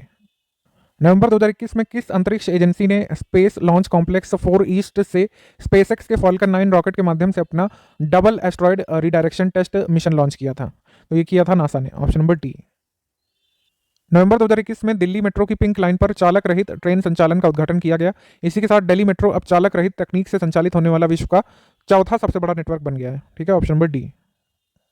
2 दिसंबर 2021 को केंद्रीय गृह और सहकारिता मंत्री अमित शाह ने सहारनपुर में मां शाकंभरी देवी विश्वविद्यालय का शिलान्यास किया है, सही है। उसके बाद राष्ट्रीय सुपर कंप्यूटिंग मिशन के अंतर्गत उन्नत कंप्यूटिंग विकास केंद्र यानी कि centre for development of advance computing CDAC के द्वारा नेशनल सुपर कंप्यूटिंग मिशन के अंतर्गत इंडिया का पहला इंडिजिनस सर्वर बनाया गया है, जिसको नाम दिया गया है रुद्र। तो यही पूछा जा सकता है कि इंडिया के पहले इंडिजिनस सर्वर का क्या नाम है, तो आप लगाएंगे रुद्र, ठीक। आंसर हो जाएगा हमारा इसमें सी, 1 and 2 बोथ option are correct. Shakambhari Devi विश्वविद्यालय जो है ये सहारनपुर डिस्ट्रिक्ट में बन रहा है, उत्तर प्रदेश में। नवंबर 2021 में पहला अहरबल महोत्सव कुलगाम कश्मीर में आयोजित हुआ था। कुल मिलाकर कश्मीर के पर्यटन का संवर्धन करना इसका उद्देश्य था। और 2022-23 की द्विवार्षिक अवधि के लिए लंदन में निर्वाचन होने के बाद भारत को अंतर्राष्ट्रीय समुद्री संगठन परिषद यानी कि आपका इंटरनेशनल मैरीटाइम ऑर्गेनाइजेशन काउंसिल का जो है मतलब कि सदस्यता मिल चुकी है इन 2 सालों के लिए। तो यहाँ पर तीनों स्टेटमेंट सही है, आंसर हो जाएगा डी। नवंबर 2021 में मरियम वेबस्टर ने वैक्सीन को वर्ड ऑफ द ईयर चुना है, ये हम देख चुके हैं। मध्य प्रदेश में मुख्यमंत्री शिवराज सिंह चौहान ने ऊर्जा साक्षरता अभियान ऊषा का शुभारंभ किया है। परमजीत कुमार ने पावर लिफ्टिंग चैंपियनशिप में पदक जीता है और ऐसा करने वाले पहले भारतीय पैरा पावर लिफ्टर बने हैं, ठीक है। तो आंसर हो जाएगा यहाँ पर डी, यहाँ पर हो जाएगा नन ऑफ द अबव, कोई भी इनकरेक्ट नहीं है। टेस्ट सैटेलाइट शियान 2 के बारे में बताइए कौन सा स्टेटमेंट करेक्ट है। 25 नवंबर 2021 को चीन से शियान 2 को लॉन्च किया गया और प्रक्षेपण कैरियर रॉकेट था इसका क्वाजाओ 1A, ठीक है। और China aerospace science and industry corporation ने इसको बनाया था। हमारा आंसर हो जाएगा डी, सभी स्टेटमेंट करेक्ट हैं। जो राय नाम का टाइफून आया था जिसको वहाँ पर ओडेट के नाम से जानते हैं, ये कहाँ पे आया था? ये आया था आपका फिलीपींस में, ऑप्शन नंबर ए। गंगा एक्सप्रेसवे जब बन जाएगा तो भारत का और उत्तर प्रदेश का सबसे लंबा एक्सप्रेसवे होगा। तो उत्तर प्रदेश का सबसे लंबा एक्सप्रेसवे इस समय कौन सा है, आप कमेंट करके बताएंगे। हमने पिछले ही महीने करंट अफेयर में आपको बताया है। गंगा एक्सप्रेसवे की कुल लंबाई 594 किलोमीटर होगी और इसको शाहजहांपुर से लॉन्च मतलब इसकी आधारशिला शाहजहांपुर में रखी गई है। अभी 18 दिसंबर को पीएम मोदी जी के द्वारा 6 लेन का होगा और 12 जिलों से गुजरेगा। हमारा आंसर हो जाएगा इसमें D, all of the above correct. 18 दिसंबर 2021 को मुंबई के सेंटा क्रूज इलेक्ट्रॉनिक निर्यात प्रसंस्करण क्षेत्र स्पेशल इकोनॉमिक जोन्स में रत्न और आभूषण क्षेत्र के लिए एक मेगा कॉमन फैसिलिटी सेंटर खोला गया है। इसकी आधारशिला किसने रखी है? मतलब ये सेंटर जो बनेगा इसकी आधारशिला रखी है पीयूष गोयल जी ने, ऑप्शन नंबर ए। ये क्वेश्चन इस तरीके से भी आ सकता है कि जो है mega common facility centre for James and jewellery sector ये कहाँ पर जो है ओपन किया गया है? Santa cruise electronic export processing special economic zone में, मुंबई में, ठीक है। आप जल्दी से कमेंट करके बताइए कि देश का पहला स्पेशल इकोनॉमिक जोन कहां पर खुला था। 15 से 17 दिसंबर के बीच भारत के राष्ट्रपति बांग्लादेश की यात्रा पर गए थे। ये कोविड महामारी के बाद उनकी पहली यात्रा थी और बांग्लादेश के 50वें विजय दिवस के अवसर पर उन्होंने भाग लिया था इसमें। तो हमारा आंसर हो जाएगा सी, बोथ 1 and 2 करेक्ट। हाल ही में किस राज्य सरकार ने 3 नए जिले यानी कि स्यूमिनियो, न्यूलैंड और चुमुकेदिमा का गठन किया है? तो 3 नए जिले बने हैं नागालैंड में, ठीक है। बी। मोटर स्पोर्ट्स में अपनी सर्विसेज के लिए नाइटहुड पुरस्कार अभी हाल में किसे दिया गया है? ये दिया गया है लिविस हैमिल्टन को, ऑप्शन नंबर ए। 17 दिसंबर 2021 को किस 2 देशों ने जलवायु और स्वच्छ ऊर्जा चुनौतियों से निपटने के लिए इनोवेशन को सहायता प्रदान करने के लिए नए कार्यक्रम यानी कि प्रौद्योगिकी आधारित ऊर्जा समाधान इनोवेशन फॉर नेट जीरो की घोषणा की है, ठीक है। Technology based energy solutions innovation for net zero, ये किसकी पहल है? अमेरिका और इंडिया की, ऑप्शन नंबर डी। कोलकाता की दुर्गा पूजा को यूनेस्को की मानवता की अमूर्त सांस्कृतिक विरासत की सूची में शामिल कर लिया गया है हाल में, काफ़ी इंपॉर्टेंट है। और 17 दिसंबर 2021 को उद्योग और आंतरिक व्यापार संवर्धन विभाग और अधिक विचारों को क्राउडसोर्स करने के लिए unified logistics interface platform ULIP launch किया गया है, ठीक है। हमारा आंसर हो जाएगा सी, बोथ 1 and 2 करेक्ट। निम्नलिखित में से कौन सा कथन सही है? Organic value chain for north east region के तहत कीवी फल का जैविक प्रमाणीकरण प्राप्त करने वाला अरुणाचल प्रदेश पहला राज्य है। सही है। उसके बाद ओडिशा के मुख्यमंत्री नवीन पटनायक ने कटक जिले के गोपीनाथपुर में महानदी पर निर्मित राज्य के सबसे लंबे पुल टी सेतु का उद्घाटन किया। टी सेतु जो है 3.4 किलोमीटर लंबा है। आंसर हो जाएगा इसमें C, both 1 and 2 correct. NITI Aayog ने किस राज्य केंद्र शासित प्रदेश में 1000 अटल टिंकरिंग लैब स्थापित करने की योजना बनाई है? ये 1000 अटल टिंकरिंग लैब स्थापित किए जाएंगे जम्मू कश्मीर में। Option number D. नवंबर 2021 में किस देश ने एक नया संचार उपग्रह जोंगजिंग 1D लॉन्च किया है? नाम से पता चल रहा है ये उपग्रह है चाइना का। Option number D. इसके बाद केंद्रीय वाणिज्य मंत्रालय के अंतर्गत भौगोलिक संकेतक रजिस्ट्री ने बिहार मखाने का नाम बदल करके अब मिथिला मखाना कर दिया है। ठीक है, मिथिला मखाना। उसके बाद अस्कोट वाइल्ड लाइफ सेंचुरी जो है पिथौरागढ़ डिस्ट्रिक्ट उत्तर प्रदेश में पड़ती है, इसको इको सेंसिटिव जोन अभी घोषित किया गया है। आंसर हो जाएगा यहाँ पर सी, बोथ 1 and 2 करेक्ट। भारत ने गणतंत्र दिवस समारोह 2022 के लिए मुख्य अतिथि के रूप में 5 देशों को आमंत्रित किया है। कौन सा देश नहीं बुलाया गया आपको बताना है। तो कजाकिस्तान, किर्गिस्तान, तुर्कमेनिस्तान, तजिकिस्तान और उज्बेकिस्तान शामिल हैं। इसमें अफगानिस्तान शामिल नहीं है। इंडिया का पहला मानव अंतरिक्ष मिशन गगनयान कब लॉन्च किया जाएगा? ठीक है, तो मानव अंतरिक्ष मिशन की अगर बात करें, यानी कि फर्स्ट मैन्ड मिशन की बात करें, तो आप 2022 नहीं लगा देंगे। अब ये लॉन्च होगा 2023 में। ठीक है, लेकिन अगर मानव रहित मिशन की बात की जाए, गगनयान का मानव रहित मिशन लॉन्च किया जाएगा। 2 मिशन ऐसे लॉन्च किए जाएंगे मानव रहित 2022 में ही, और व्योम मित्र जो हमारा रोबोट है उसको भी भेजा जाएगा 2022 में। ठीक है, लेकिन मैन्ड मिशन कब होगा, यानी मानव सहित मिशन कब होगा? 2023 में। दिसंबर 2021 में किस मंत्रालय ने डिजिटल भुगतान उत्सव नामक एक कार्यक्रम की मेजबानी की? डिजिटल भुगतान उत्सव मनाया था ministry of electronics and IT ने। Option number A. अभी हाल में दिल्ली की योगशाला कार्यक्रम शुरू किया गया है दिल्ली में, और इसका एम है कि सिटी के रेजिडेंट्स जो हैं डेली योगा प्रैक्टिस करें, और इसमें कई सारे टीचर्स को भी रिक्रूट किया जाएगा योगा सिखाने के लिए। तो इसका आंसर हो जाएगा D, all of the above correct. हाल ही में किस राज्य की मनोहरी गोल्ड टी नामक चाय की एक दुर्लभ किस्म को 99,999 रुपये प्रति किलोग्राम की रिकॉर्ड कीमत पर नीलाम किया गया? तो यह असम की है टी, और इसको 99,999 पर केजी पर बेचा गया, मतलब खरीदा गया, मनोहरी गोल्ड टी। अब 3 स्टेटमेंट है। पहला है कि दिल्ली कैबिनेट ने दिल्ली शिक्षक विश्वविद्यालय की स्थापना की मंजूरी दी है। ठीक है, और कर्नाटक सरकार ने ट्रांसजेंडरों को पुलिस में 1% आरक्षण देने की घोषणा की है। दक्षिण चीन के गोंगझोउ में 66 मिलियन साल पुराने डायनासोर के भ्रूण की खोज की गई है। तो सभी यहाँ पर करेक्ट है, डी।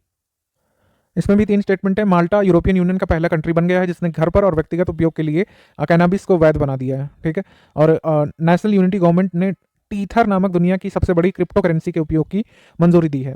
ठीक है, world's largest crypto currency called Tether, ये म्यांमार ने मंजूरी दी है। उसके बाद लद्दाख की राजधानी लेह को टॉप FM नामक अपना पहला रेडियो स्टेशन मिल गया है।